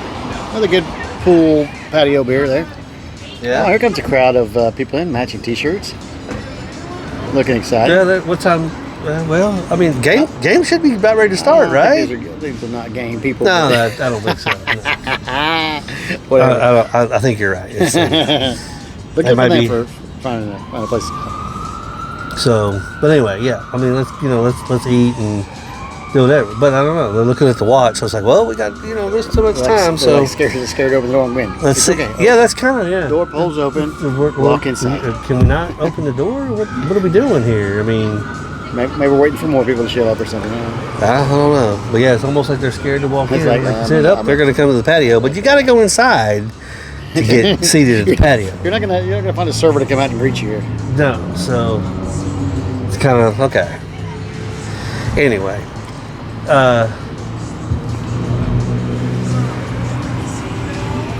What is the? I guess somebody went in and said they were going to be out here. So all right, they're going to send somebody out. That'd be nice. Yeah, that'd be nice. Because we might actually get some service. That's fine to make it all right. While we're out here, yeah, in this group, that's right. So, but yeah, so like I said, we were you're discussing about the games going on. Kentucky's football season is in the air. We're playing Eastern Michigan tonight, so we'll see how it goes. Like you said, we'll see what the I'm anxious to see what the stadium looks like as far as people going. It would be kind of interesting to see. I mean, but Kentucky fans are already thinking disappointment for the season. Do they even go for the first half, first quarter? Do they like I said, technically, as any team should be, you should be at the game at least third quarter. First half. Third quarter. I mean, all right. I'm just saying, overall, you pack your stadium no matter what. If your team is losing every single game, you pack the stadium till halftime and you leave. Well, that's what they do here. That's what they do here. I heard last game was not as well. The first game was barely full. Barely full. Yeah, like they said, the whole upper deck was limited. That's the first game you're seeing. Granted, you thought you're playing Toledo, which is actually one of the great MAC teams there is, and they could beat you easily. I mean, it wasn't like it's going to be a run in the park, and it wasn't. But first game of the year, you go. You should pack the house. And you pack the house, and you support. You're like, this is a new year, new hopes. New dreams. Yeah, it's a fresh start. Yeah, it's not like even Kentucky fans, football-wise, are pick and choose. Oh yeah, they only want to see a good team come in here, even if they know they're going to lose. If it's a Florida that was beating us for 30 years, even the second game, you should pack. It's a big name school. You should pack that out. You beat that team last year. And ruined their chances for the playoffs. So let's pack the house. Let's get in there and let's be loud. Let's just show them that it wasn't a fluke. No. You know what? We barely squeaked by the first game. This you is know Lexington, what? Kentucky. I've got so much other stuff to do. I got a here. tailgate. We set up for a tailgate. How much is it You know what? I still have food left out there. I think I'm gonna go get something to eat. You know, it's kind of like, what the hell, bro? It's like, it doesn't matter. It's like I guarantee you, if you go to EKU, they're packing it out. I mean, maybe not like to the level UK, but you know, they show up. I mean, Moorhead, Murray State. Ohio State, baby. Well, Texas game. Let's That was a big game out of there, but I mean, all right, there was 103,000 people packed in there screaming the entire game. Apples and oranges. Blah, blah, It blah, is blah, apples blah, and blah. oranges. It is apples and oranges. But Ohio State fans will go to every single game, and they'll They pack it out will, at least. and that in the is third, fourth you're quarter. absolutely right, and that is the way it should be. But that is the difference between a winning program and a mediocre program. Here's a shout out to the PSA for Kentucky fans. If you want a winning program, you got to support the program True. through thick and thin. You need to be there cheering, giving emotional support. You're to the true. team. Yeah, you're right. You're Let's think about absolutely what right. game was it last week where it was the pro game, the Bills or something when they came back? Yeah, Bills and It was like, Ravens. where's everybody going? You guys missed a huge comeback 15 points. because you left. There's times where Kentucky came back that one time and beat Arkansas in 6 overtimes. And Jared Lorenzen was even on. He goes, "Hey, don't go away. You're about to." Where are you guys going? Yeah. Kentucky fans are like, oh, we're getting It's getting late. I must post my bedtime. Things can happen, man. Support your team. Well, as long as it's basketball here, that's what they'll support it. It's football, they will not support But like it. basketball, you're only getting, what was it, 23,000 people in Rupp Arena? Right. Yeah, a little less than 24. I mean, that is sold out. I did hear some talk that they're talking about a new facility. I don't know if they're talking about a new practice facility or if they're talking about This actually dude rolling in here. Holy crap. building a new facility where they're not going to play at Rupp. I love it when people show their age. Was that Billy Madison when he pulls up in the Yeah. Well, I rock. Yeah. Stroke me. Yeah. Everybody's looking at him like he's all Yeah, what? He's wearing the REO Speedwagon shirt. It's like, what the hell? Yeah. This dude just rolled in driving a Toyota FJ. Blasting. He's got to load it down like he's Yeah, some like serious outdoor activities. I'm pretty sure it's like a mall crawler. So Look at me. it's all for looks. I've got the Camelback on top. I could put some camel gear in this All bag. right. So, so we got you got Tennessee, Georgia. What's the featured game tonight? Is it the Tennessee just went up 35-30. Oh, we got a shootout going on. I don't know what Florida. I think Florida's playing I somebody. missed out on all the good talk this morning because I know, because I was at work, stuck at work. Yep. I didn't get the college. Didn't get to see breakdown. college game day. Like, well. So, but I mean, I think tonight's game, the big game, is Florida versus somebody. Oh, it's Florida LSU. Yeah, Florida LSU. That's the big 7:30 game. And it was kind of odd seeing Herb Street and Herbie and them were at that game. I think it's more of a premier matchup. Tennessee. That Georgia. is, yeah, that is. Florida. Although Florida lost to South Florida last week, so that I think that kind of, and then LSU barely beating Clemson, and then Clemson losing to Georgia Tech today kind of takes a little shine off that game. So, as I said before, I mean, trying to explain to people, just hold your horses. Clemson's not that good, and you didn't. Yeah. Oh, but LSU, their quarterback did this and this. It wasn't an elite defense. Yeah. Right. And you struggled. Yeah. So I'll wait. It could be great. You could be great. You could win it all. But let's wait. We'll wait till before we knock off the number one defending champions who won to beat the number one team in the nation. Right. Before we go ahead and knock them down, because you loved, because you're SEC fans, Alabama's always at the start of the season was when they won their championship, number one all through the year because they played cake schedule. It was like, now all of a sudden we're like, oh well, we played Clemson, we should be. We're the SEC. Well, Alabama got shellacked by Florida State, so there's a lot more parity. That's going to be the one head coach that I'm going to say let's watch that hot seat. Which one? In Alabama. Oh, the boar. He's burning. He can't even sit down. He can't even sit down, bro. They were up in arms because the only sports channel we get here is the Paul Feinbaum show when I'm on my way home. I hate that because they don't really do. He's your favorite.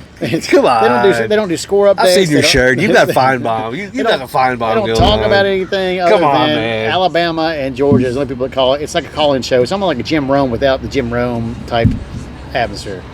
Just random people calling in.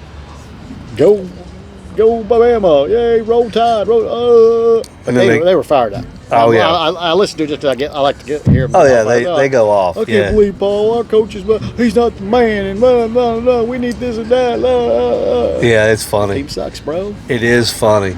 It's very funny. I just want to call in one time and be like, I mean, granted, I've heard a lot more like Ohio State fans calling in, some Big Ten fans calling in because we win in double championships in a row. They don't want to hear because that's the SEC channel. I'm like, why don't you talk SEC football then, or talk other than Alabama? Can we get some?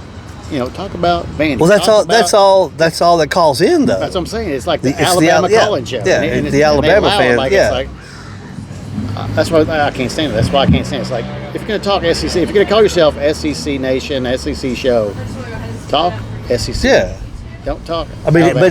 But I think it's more the fans that are the ones that are directing.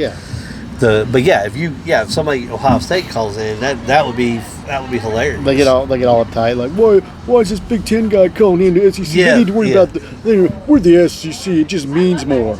Guess what we're chanting up in Big Ten country? SEC. We rolled over your asses, bro. I don't want to hear that shit, bro. Whatever. But it is, like I say, it's now that not that it wasn't happening kind of before, but now that it's all out in the open, that you can pay your players. Big schools like Alabama and all the boosters, now other schools are paying their players now too. Well, that's the thing. It's like, and the transfer portal is like, Bobby Joe doesn't get to play at Alabama now. He's upset. He's going to go. End of the year, he's transferring somewhere else. He may go to Auburn. He could. He's a 5-star kid. You recruited him, but you didn't play him, so now he's going to play somewhere else. So you lost your next man up. Yeah. No, you're absolutely right. You can't. It's hard to stack a roster now where you can. Your next man up's a 5-star ready to go. Yeah, because not every 5-star is going to come. Like Alabama used to be 6 deep. Like you remember Damian Harris, Damian Harris. He was Mr. Football here at Eastern, and he goes, how does he get out of Kentucky without going to Kentucky? It's like, come on, for a fact if he sets foot in Commonwealth Stadium, it'll never be Kroger Field. It's going to be Commonwealth Stadium. If he sets foot, I don't care if I have to go to your house. You are setting foot on the field day one as a freshman. Because who did they have? I don't remember who they had. Well, that was the one thing Kentucky used to have in their favor was, come to Kentucky, you play right away. But but you're going to lose. Yeah, but the thing is, it's like, but you have somebody like Mr. Football or whatever. I don't remember what his title was, but it might have been the Mr. Football or whatever, Kentucky Mr. Football. But that kid should not go to Alabama. And he sat for 2 years behind Derrick Henry, behind Najee Harris, he was in that time period. Right. How the fuck does that happen? It shouldn't. And just like you have, it was, but switching to basketball when Tubby Smith was the coach here, and they were heavily recruiting. Tubby Smith had recruited Brandon Wright since like grade school, and he ends up going to North Carolina. Well, same thing with Tyler Hansborough. He had recruited Tyler Hansborough, but when he went and sat at Tyler's kid on his couch, is my son going to play? Well, we still have Randolph Morris, so he'll sit behind Randolph for a year. And Roy Williams comes to the couch. Guess what? Will my son play? Your son will see the floor day one. Where'd he go? North Carolina. The rest is history. So I don't care what you have to tell. Obviously now, like you said, with NIL, you don't have to tell a lot of stuff. But now it's like, yes, your son or daughter will play day one. Even if they're not going to. You tell them they I'll transfer are. in the fall. And then, but no, you just make sure they come off the bench and they, and give them a game or two to start to appease. But that's how you get them here. Well, it's hard to do. Nowadays, as a coach, you've got to actually be like, hey, like I said, like Ohio State, they'll go and there's been a couple of people we've lost. It's because it was we lost. I thought it was a huge loss. Fucking our quarterback a year ago before Will Howard came in. I can't remember his name. Right, yeah, but anyway, they went to Syracuse, played a decent time, but it's like his dad and them came at the end of the year and were like, "Is he going to be the starter next year?" I don't know. We got X number of guys coming in that are also going to compete for it. I'm the sense when I coach it, you compete for the job every single day. You're competing, but now we're talking money, paying players to come in, yada yada. So it's harder to kind of get whatever. So you may be stuck with somebody because you paid them. But then the other guy's going to be upset because he's not playing. He knows he's better. It's weird. Yeah, because obviously the price tag is going to be you want to get the superstar on the field, and the superstar may not be a superstar. Like Michigan paid $12 million for their quarterback. I didn't think he threw a couple passes last week. They got beat. Why are you paying the money? And then he was like, I heard some stories where he's, I don't want to do too much because I don't want to ruin my chances, blah, blah, blah, blah. Why do you bring this guy in? You still got to recruit quality players that want to play for you and play in your... Here's what, when I was coaching some youth football, we it was an indoor league, and they actually had draft. So they came in, they did a little mock, little stations where you got to see them do running, tackling, throwing, blah, blah, blah, blah, blah, blah, blah. And you had coaches that were, they want the big kid, yada. And always looking for the big kid. And I'm looking for kids with heart. That are going out there that want to play, that I know are coachable and going to go at it. And I see, one time there was this huge kid, probably the biggest kid in the league. He came out there and we were all like, man, it'd be nice to have that big kid. And I was running some tackling drills or something, and I was like, holding the bag up, and I was like, all right, come on, tackle the bag. That was you had the big kid. The big kid do that. I was like, I was running the drill. Like, all right, come on, tackle this bag, and he barely hit it, and with no effort. And I was like, what came to draft time, and I was first one up, and I was like, I didn't want him. I was like, what? Oh, you fool! I'm like, no, he doesn't have it. He doesn't have, no heart, no drive, just because he's big. And come to find out, the whole city, I'm not shitting on the kid. That just his, a lot of big kids. Are not as athletic or as really tough as because they've been told all their life, don't hurt, you'll hurt the little kid, you hurt the so they're soft, so to speak, gentle giants. Yeah. And it's hard to get them into that mentality of like, hey, you're on the football field, it's okay to push around. But I was like, that's what I saw, and they're like, and then come to find out, he was one of the weaker kids, and I was like, I want kids with heart. I want come out, play, and give me your all.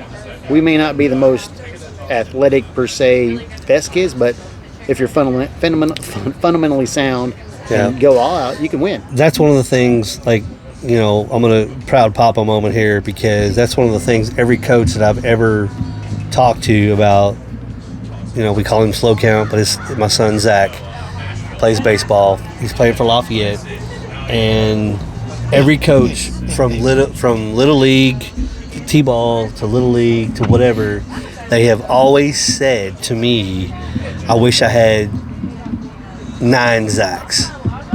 The kid that shows up with a smile on his face, plays where you want to play. Tell him to go to center field. He's going to play center field. Tell him to go to right field. He's going to play right field. Yes, sir. Yes, coach. Yes, coach. Do this. Do that. Yes, coach. Yes, coach. And I'll tell you, always, as a coach, that is what you're looking for. A kid that's coachable, work in your system, understands that you may think you need to be in this position, but I see you better in here. And then if you come over here in this position over here and you give me your all, I will show you that you're better than you were in that position. Yep. I'm not just saying come over here. So when he's tried out for Lafayette. He was at Beaumont. He tried out, when they were allowed to try out for the freshman team. They had a different coach at that time. And I told him he didn't make it. So I told him, I said, what you need to do, or I told him before tryouts happened, I said, listen, if you end up getting cut, don't make the team. Just walk up to the coach afterwards and say, "Coach," shake his hand and look him in the eye and say, "I appreciate you letting me showcase. Yeah, thank you for the opportunity. If I don't make it, please tell me what I need to work on. Yada yada yada." Okay, so tryouts happen for 3 years. Tryouts happen for 3 years. Doesn't get picked. Every year he gets a little envelope. No coach interaction. It's just like, call your name. They give you your envelope.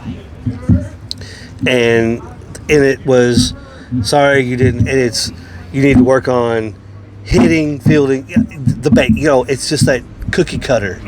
Dude, it's like, so this past year, he's a senior this year. He was his junior year. He went to tryouts. We have a new coach, Kevin Goins, who I graduated with. He played on the 88 team, played on the 89 team, both of them state champions. Zach went to tryouts, and he walked up to the coach afterwards, and he said, "Coach, I want to thank you for letting me showcase what I can do, blah, blah, blah." Gave him the whole speech like I told him. And the coach looked at him and said, "If you make this team, it may be as a pitcher only. Can you live with that?"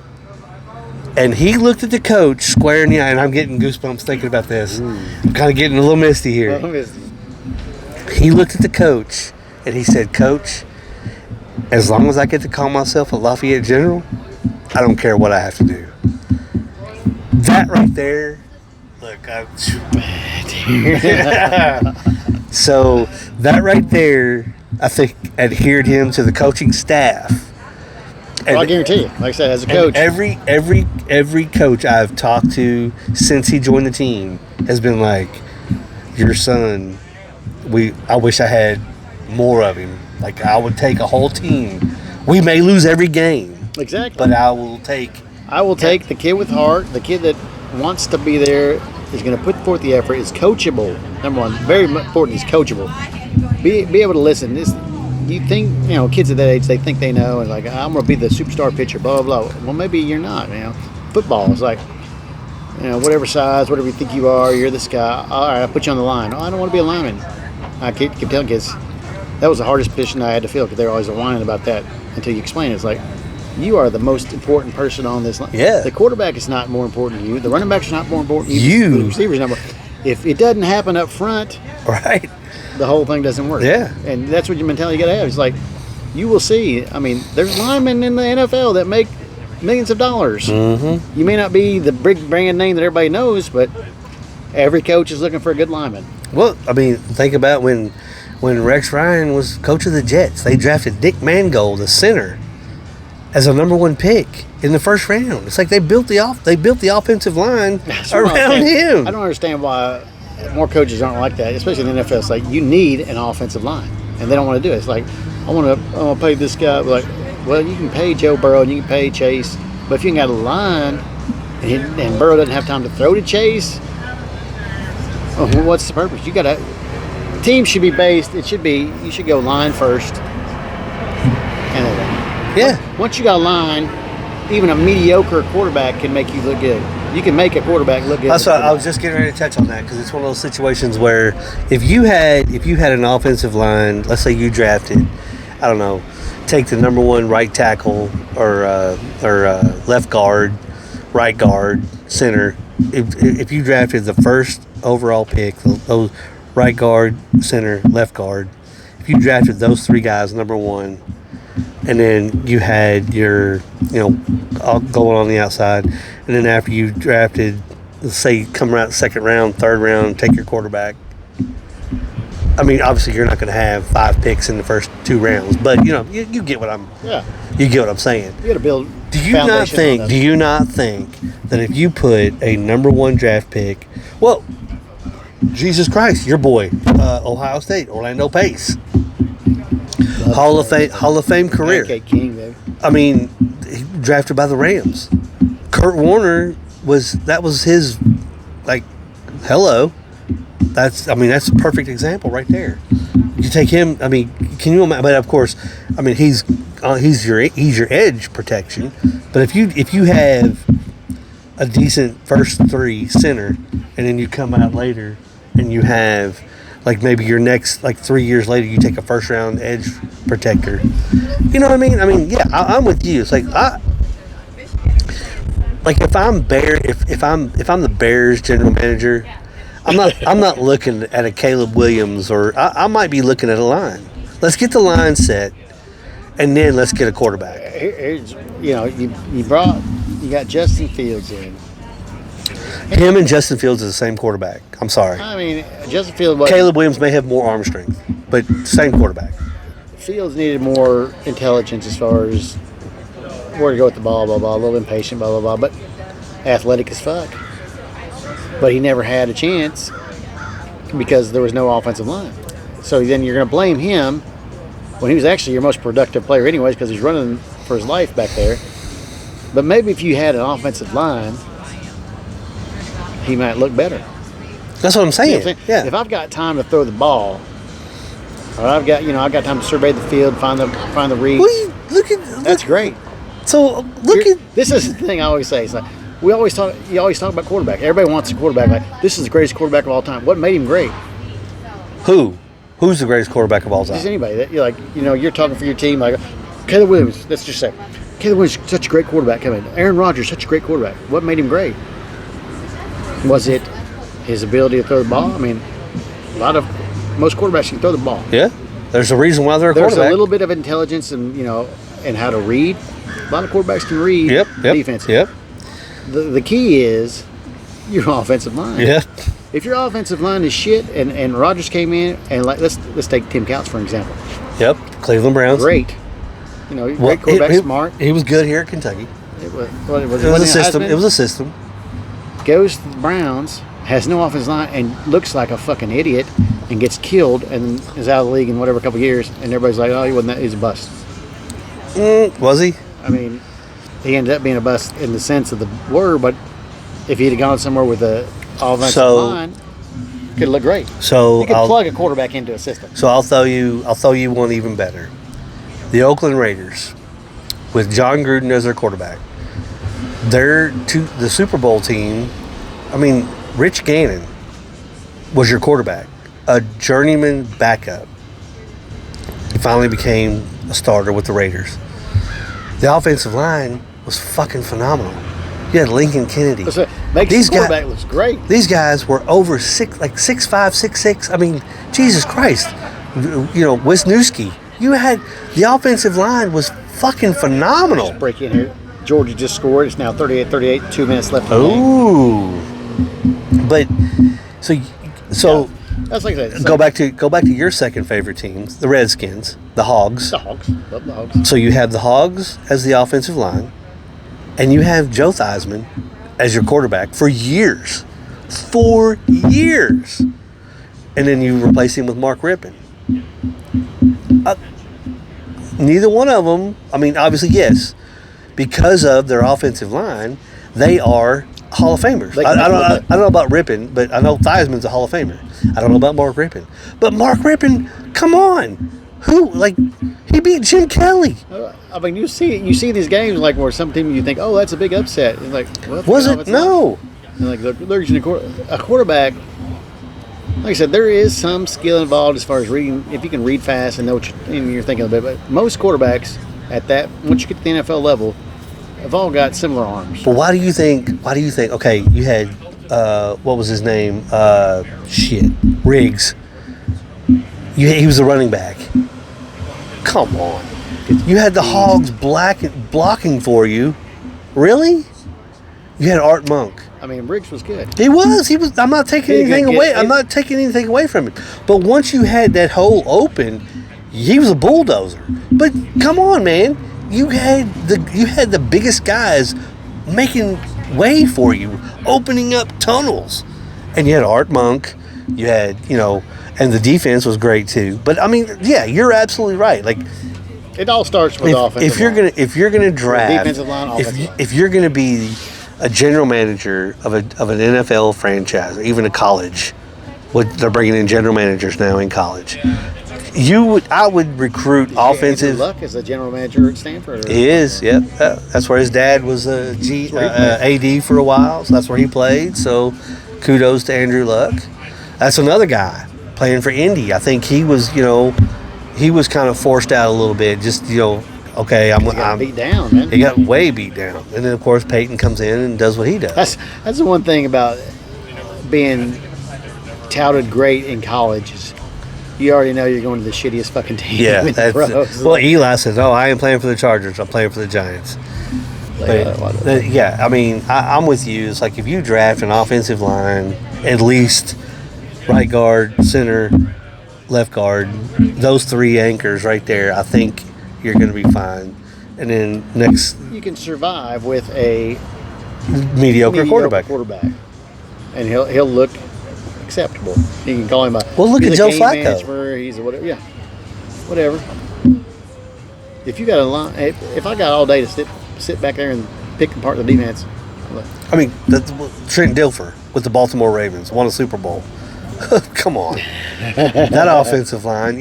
Like they had Jamal Adams or whatever his name was running for them. But your fan base, pressures, and the GMs and everything want the quarterback, the superstar.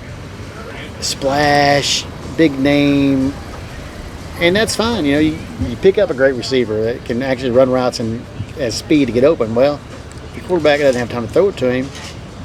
Again, you're out that money for that. Going back to the Bears, Caleb Williams should be. I don't. They paid all the money to the offensive line. You've got too many from the Chiefs. You've got several ones they picked up from the league, from free agency or whatever, trades, whatever. Caleb Williams, there is no way Caleb Williams should have had the game he had against the Minnesota Vikings. Caleb Williams is not the answer for the Chicago Bears. He missed two. He came out. You did. Two wide open receivers over the middle. Ball sails on him. How the fuck does that happen? The first drive, he looks all world. He rolls out, does this, scores a running touchdown. He runs the touchdown. Okay, great. There we go. Look great. But then what the fuck happens? Did you get stage fright? Did you just get all of a sudden go, oh my God? Did the nerves start taking over? What the fuck happened? I think that Chicago is a mixture of quite a few different things. That from top to bottom, they kind of need an overhaul. Well, you've got it coming in. You've got it from the coaching staff down. Yeah. You've got the overhaul. On down. You got to. But no, Ryan Poles, I think Ryan Poles is the problem. Because Ryan Poles is your GM. He played the game, but yet his mentality is not focused on the game. Like he's trying to bring in, okay, we brought in we drafted Caleb Williams, that big, like you said, the big name superstar. Okay, you need to bring in people around him, which you did this year. Okay, so you even got him the coach he wanted, and Ben Johnson. All right, so yeah, okay, I'm going to give him a couple of games, but from what I saw against the Vikings, you were handling the Vikings. And then your defense and your offense let you down. So Dennis Allen is not the defensive coordinator you need. Ben Johnson possibly is the coach you need, but Caleb Williams may not be the quarterback you need. So you have his first year coaching? Head coach. He was the offensive coordinator for the Lions. Yeah, this is his first year. So his first year head coach. And has to take Caleb Williams. He's stuck with him. Yep. Because they paid him the money. Right. That's one of the, I would, like we talked about, offensive line makes a quarterback, but if you're not a quarterback, it doesn't matter. So I was pretty vocal in saying that let's trade Caleb Williams. Let's go ahead and bench his ass. Let's put Tyler Badgett, I think it's Tyler Badgett, put him in. I think he's a better quarterback. Plus, he's got the heart that you're talking about, can be coached. So let's put him in. Let's run the season with him. Caleb, in my eyes and how I see him, how he reacts, how he talks, he doesn't seem like he wants to be there. Like he's not into the football. It's like I'm here just because I got money and look at me, I'm gonna paint my nails and talk about stupid shit but he's not football. If you had, I think Tyler Badgett is your answer, and I think you ride him out, and then next year you draft a quarterback, whether it be Arch or whoever. But I think the Mannings have been on record as saying they want Arch to play 4 years, which is fine, whatever. So you draft a quarterback, or you go start drafting replacements for these veteran offensive linemen that you have paid this money. Yeah, you don't want too veteran because they're gonna. Right, they're either gonna retire, or they're gonna be like the money's gonna come. So you get young guys. So next year in the draft. But let's think about this for a second now. You should have kept Justin Fields and been riding him, because you're still on the rookie contract with him. You're still on with Caleb, but you wouldn't have wasted the pick on him. Well, no, I think Justin Fields quarterback. I think his contract would have been up last year. I think so. But he was producing. Because wasn't he the quarterback during the pandemic?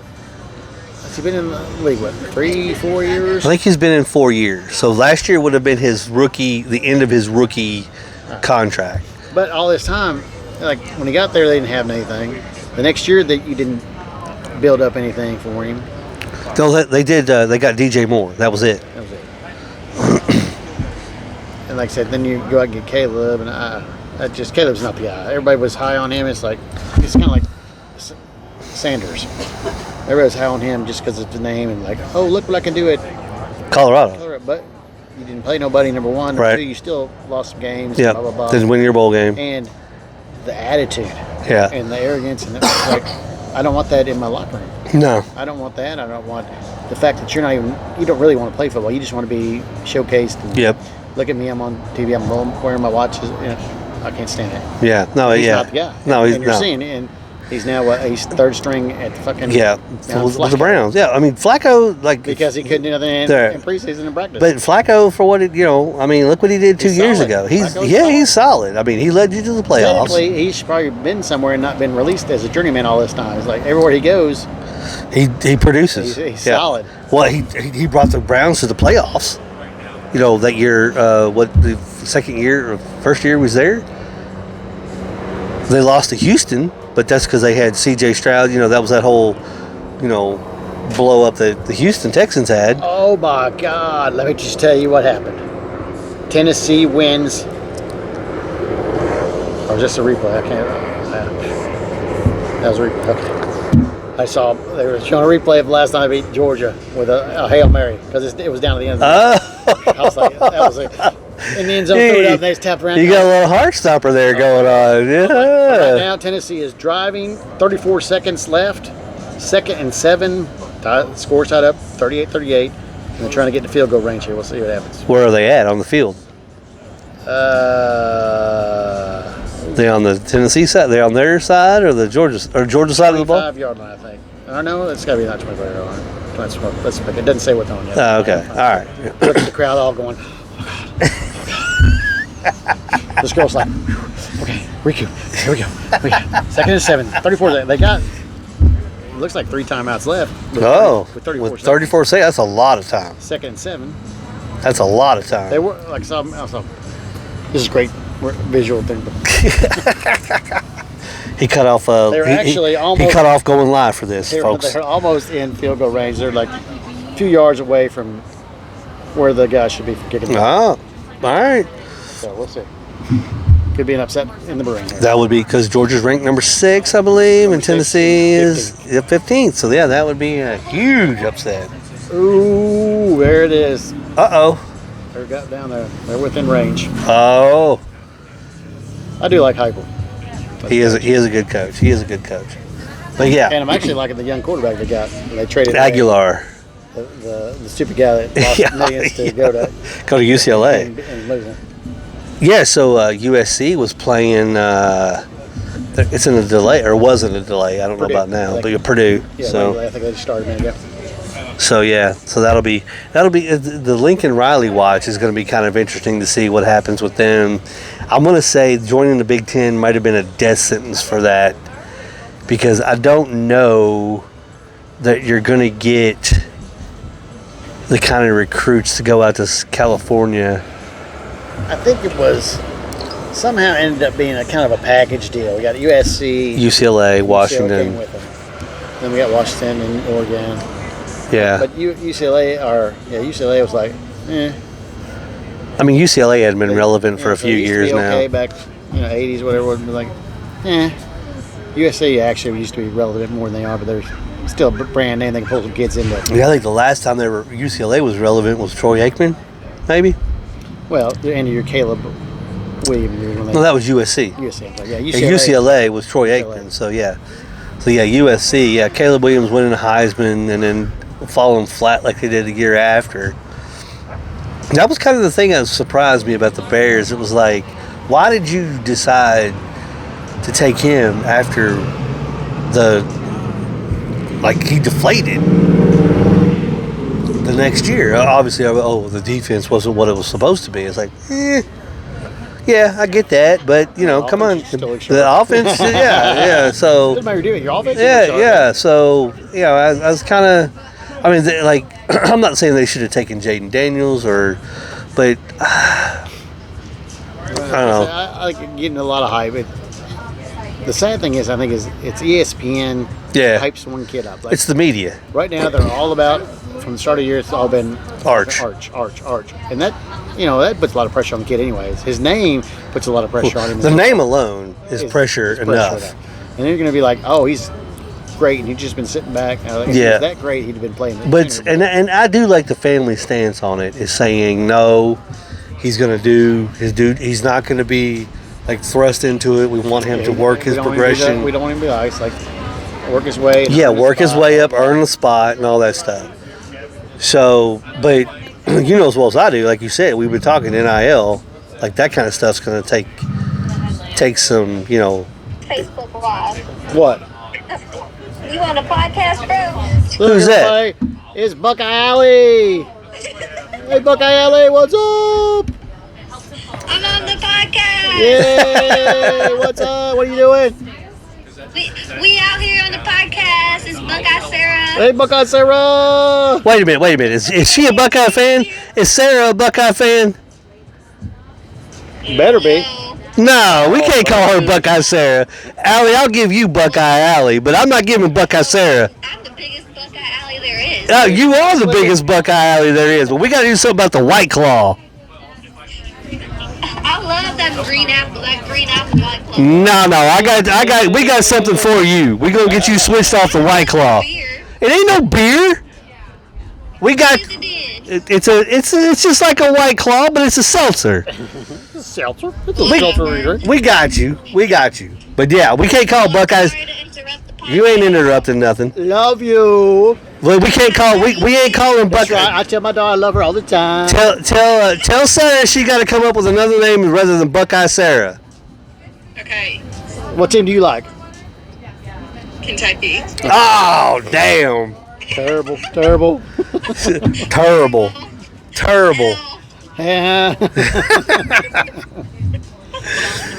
Okay, you and MT have a blast. Love you. Love you. Bye, podcast. All right, so we got a visit from Buckeye Alley there. Call in on the call-in show. So yeah, don't be calling Buckeye Sarah. Come on now. Uh-oh. What we got? 7 seconds. Third down. They haven't used a timeout. They got 3 timeouts left this whole time. Oh Lord. All right. So Buckeye Alley calls in. That was pretty cool. Yeah. So we gotta get Allie some sway. I'll give her some sway. We'll get her off that White Claw shit. Double dogs. Yeah, y'all are double dogs. So I'll get her some sway, and we'll get her hooked up on something better than White Claw. That malt, no. So, all right. So we've talked about some music. We've covered your Buckeyes. They're playing Ohio, so there's not much to really cover. We're gonna spank some Bobcats tonight. So yeah, so we're gonna see. Again, we'll see. Kentucky, Eastern Michigan, but other than that, we've covered. I think we've pretty much covered the Bears problem. Your Packers are Looking solid. Looking pretty freaking solid. I do. I mean, in addition to Micah Parsons, they were chanting his name on the after show there. Now I know he's still thanking Jerry Jones for thank you, Jerry. Good God, that has to be. That's another one. Jerry Jones is gonna be like, "What am I doing, man?" I mean, if you don't like, at some point, like, how do you? I mean, just be the man that pays. Just be the man that gives the money, and let somebody. But whether you, I mean, take charge. Because it's like listening to ESPN on Monday. They played Wednesday night, so Thursday morning going to work, I was listening to the ESPN the morning show, and the defense has kind of already like put him as their leader. Like he's already kind of like, this is what we wanted. This is, he's like out there like doing the press conference and doing that and like speaking for the defense. It's solid player. No, I get that, but geez, how do you, as a Dallas Cowboy fan? I'm not a Cowboy fan, but when the trade happened, we saw all the reactions and all that stuff. It was like, how in the hell, as an owner? Ooh, interrupt here again. The ball was on the 20. 7 seconds left. Tennessee tries just to place the ball where they want it. False start. So that's a 10 yard, so that's going to be back to the 30. So there's 7 seconds left. You've got to kick it. 3rd and 10. You've got to kick it. They do have 3 timeouts. You've got to kick it. 7 seconds. You've got to kick it. Ball is on the 25. You got to kick it. You got to kick it. You got to kick it. I mean, they could try that.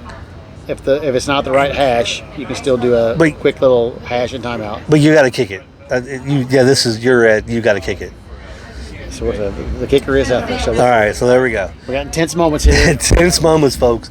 So, but the thing is, like, if you're, I just don't see how in the hell you let a player like Micah Parsons get out of your facility and go to your, maybe not a rival, but they've beat you the time you were in the playoffs. They manhandled you. No good. Overtime. 3 seconds left. Oh, Georgia has the ball. Well, they will now. Oh yeah, so they're going to kneel it, and we're going to overtime. Poor kicker. Poor kicker. The crowd is in stun. Oh my God. Oh, I can't believe it. But how do you let Micah Parsons go to a team like Green Bay? I'm like you. Just pay the money. Like I said, Jerry Jones needs to get out of Jerry Jones' way. He thinks he's the greatest GM, pseudo coach, and never been on the sideline. But we'll just bring in somebody that knows how to put a team together. His son is the GM. You're still, the Jones family is involved. Well, I'm sure his son is not even making the decision. He just maybe has that title. But Jerry, no, I don't want that guy. Jerry's making this is the plays we're going to run this week, and this is what we got going on. I mean, when I see the thing, it's like after every game, he's leading a charge to the locker room. Why? And does a press conference after every. Bro. Why are you going to the locker room? You shouldn't go to don't go to the locker room. You go to your suite. You leave the game and you go home. You don't have to go to the team and address them and tell them how bad they did. You don't have to address them. They know they did bad. To the media. You don't have to do your call-in on the fucking whatever radio show in Dallas. Fucking call-in show. It's like, why? Bro, just give it up, man. Why? Just back because out. You played at Arkansas back in the 60s, and that was when they were good. They haven't been. The game has passed you by. I said this years ago. Jerry Jones is the new Al Davis. Al Davis, when he was the coach of the Raiders, yes, 70s, 80s, into the 90s, he had his pulse on the game. But in the 90s, the game passed you by, bro. You couldn't be a run back. You couldn't be a running back heavy. Yeah, you had the greatest of all time, possibly the greatest of all time in Bo Jackson. Tragedy, he got hurt. All right, after that, you bring back Art Shell. You fire Mike Shanahan. Holy fuck. How do you do that? You fired Mike Shanahan after 1 year because he wasn't winning. Well, what's he do? He only goes to Denver and wins 2 Super Bowls. Well, then you hire Art Shell, bring him back because he was a great player for you and he was a great coach for you in the 80s. But no, that wasn't the answer. So then you kept on until you finally died. And then you brought, Gruden was in. Then you let Gruden go. Fucking stupid. And then it was all that. Oh, whatever emails he was in, blah, blah, blah. No. This was the first time. He traded him to Tampa. Why? And then let's just elevate an assistant. Well, but he doesn't change the fucking playbook. So guess what? Tampa, the coach who wrote the playbook, is coaching the opponent in the Super Bowl. Do you not think he's going to know the fucking plays? Pretty sure he did. Derek Brooks has a career. Sounds like a bitter Oakland fan. And I am a bitter fucking Oakland fan. Dude, I kicked people out of my apartment during that Super Bowl. Like, get out. That's like owners. You don't get involved. No. That's why you hire people that know more than you. Yes. To get in, and they're out. Jerry Jones is not out scouting. No. He's not out. He just sees somebody, like somebody says something, he's like, I want that guy no matter what. I want him, or I want to get rid of this guy. Like Micah Parsons. Get rid of him. Why? That would be, why are we getting rid of him? Best defensive player, why? Yeah. Or was he injured? I mean, he doesn't seem injured right now. Well, he's got a back issue. He's taking injections supposedly, but it's like he's on a pitch count. They say he's played 2 games, looking pretty. But he's only in there for certain plays. Warren Sapp, one of the greatest of all time. He wasn't in there every play. No, you come you're right. In your dime package. Or you're right. Package. Tampa Bay, he like the Hall of Fame career, and then he came to Oakland and was what. So, but when Al Davis died, I said Jerry Jones is the new Al Davis, and he has proven me right every year of that. He said he can't get out of his way. He didn't want to be out of the spotlight. Didn't want to give up the reins. You're just a money man. You're the money man, bro. Just because it's your team, who gives a shit? You let some enjoy. You own a football team. You bought it for $2. Now it's worth billions. Yeah. Don't let it be $2 again. Yeah. Well, it's on its way. Yeah. So if you haven't been relevant since 96? Early 90s? Yeah, last time you were in the mid-90s. Yeah, 90. I think it was 96. At somebody, I'd be like, maybe it's me. Maybe I'm the one. I would think. You would I'm the think. one making all these decisions, and here it is 30, 40 years later, and we still suck. We still suck. Haven't made it past the first round of the playoffs in how many years? Maybe I'm not doing something right. Yeah. But that's rich people for you. That is rich people. All right, so I guess with that, we'll just go ahead and call it. Obviously, we've got people sitting out here. They're getting service. We're not. So we got I'm down to this. He's empty. So anyway, cheers to you. Thank you for listening. Like, subscribe, share. Talk about every chance you get. Remember, be a decent human being. Hey, don't be a shitty person. Don't be a dick. If you disagree with somebody, let's talk about it. We're gonna go in here and talk about how I think Michigan's gonna beat Ohio State again. What a douche. That's being a shitty person. Anyway, all right. So with that being said, Facebook, Instagram, YouTube, subscribe, like, share, post away, comment. Come Wednesday nights. Oh well, Thursday night. Usually Wednesdays. This week Thursday for the Tap Takeover. So we have a schedule. On Wednesday nights we're usually at Jack Brown's, but when they have a Tap Takeover, we are on the Tap Takeover. And Tap Takeovers down at Jack Brown's happen on Thursday nights. So we are at Thursday nights at about 5:30, 6 o'clock, because when their Tap Takeovers tentatively start at 6. So we're down there early. We're usually set up. We're usually kind of hanging out. Come down, say hi. Just come down, say hi. Question. Yeah. An autograph. Buckeye Jason loves autographing boobies. I am the star, the champion of the world. That's the first time you've mentioned that this episode. I've been saving it. I've been saving it up.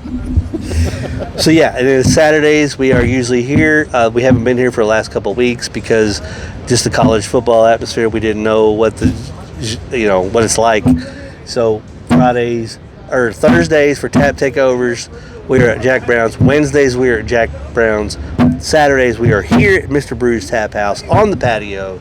Come say hi. Come hang out. You can get on camera. We don't care what you do. So you get naked, whatever. Bring a question. Questions, concerns, comments. We don't care. Recommend beers. Buy us beers. We'll buy you beers. It doesn't matter. So anyway. I prefer that you buy me a beer. Well, exactly. Yeah. So, all right. So anyway, with that being said, we are going to call it an evening and enjoy the rest of your weekend. Tomorrow is NFL Sunday. The Bears are playing the Lions. Who the Packers got? Oh, the Packers played Thursday. So they won. Steve's Bengals are Jacksonville. They're home to Jacksonville. This is our home opener.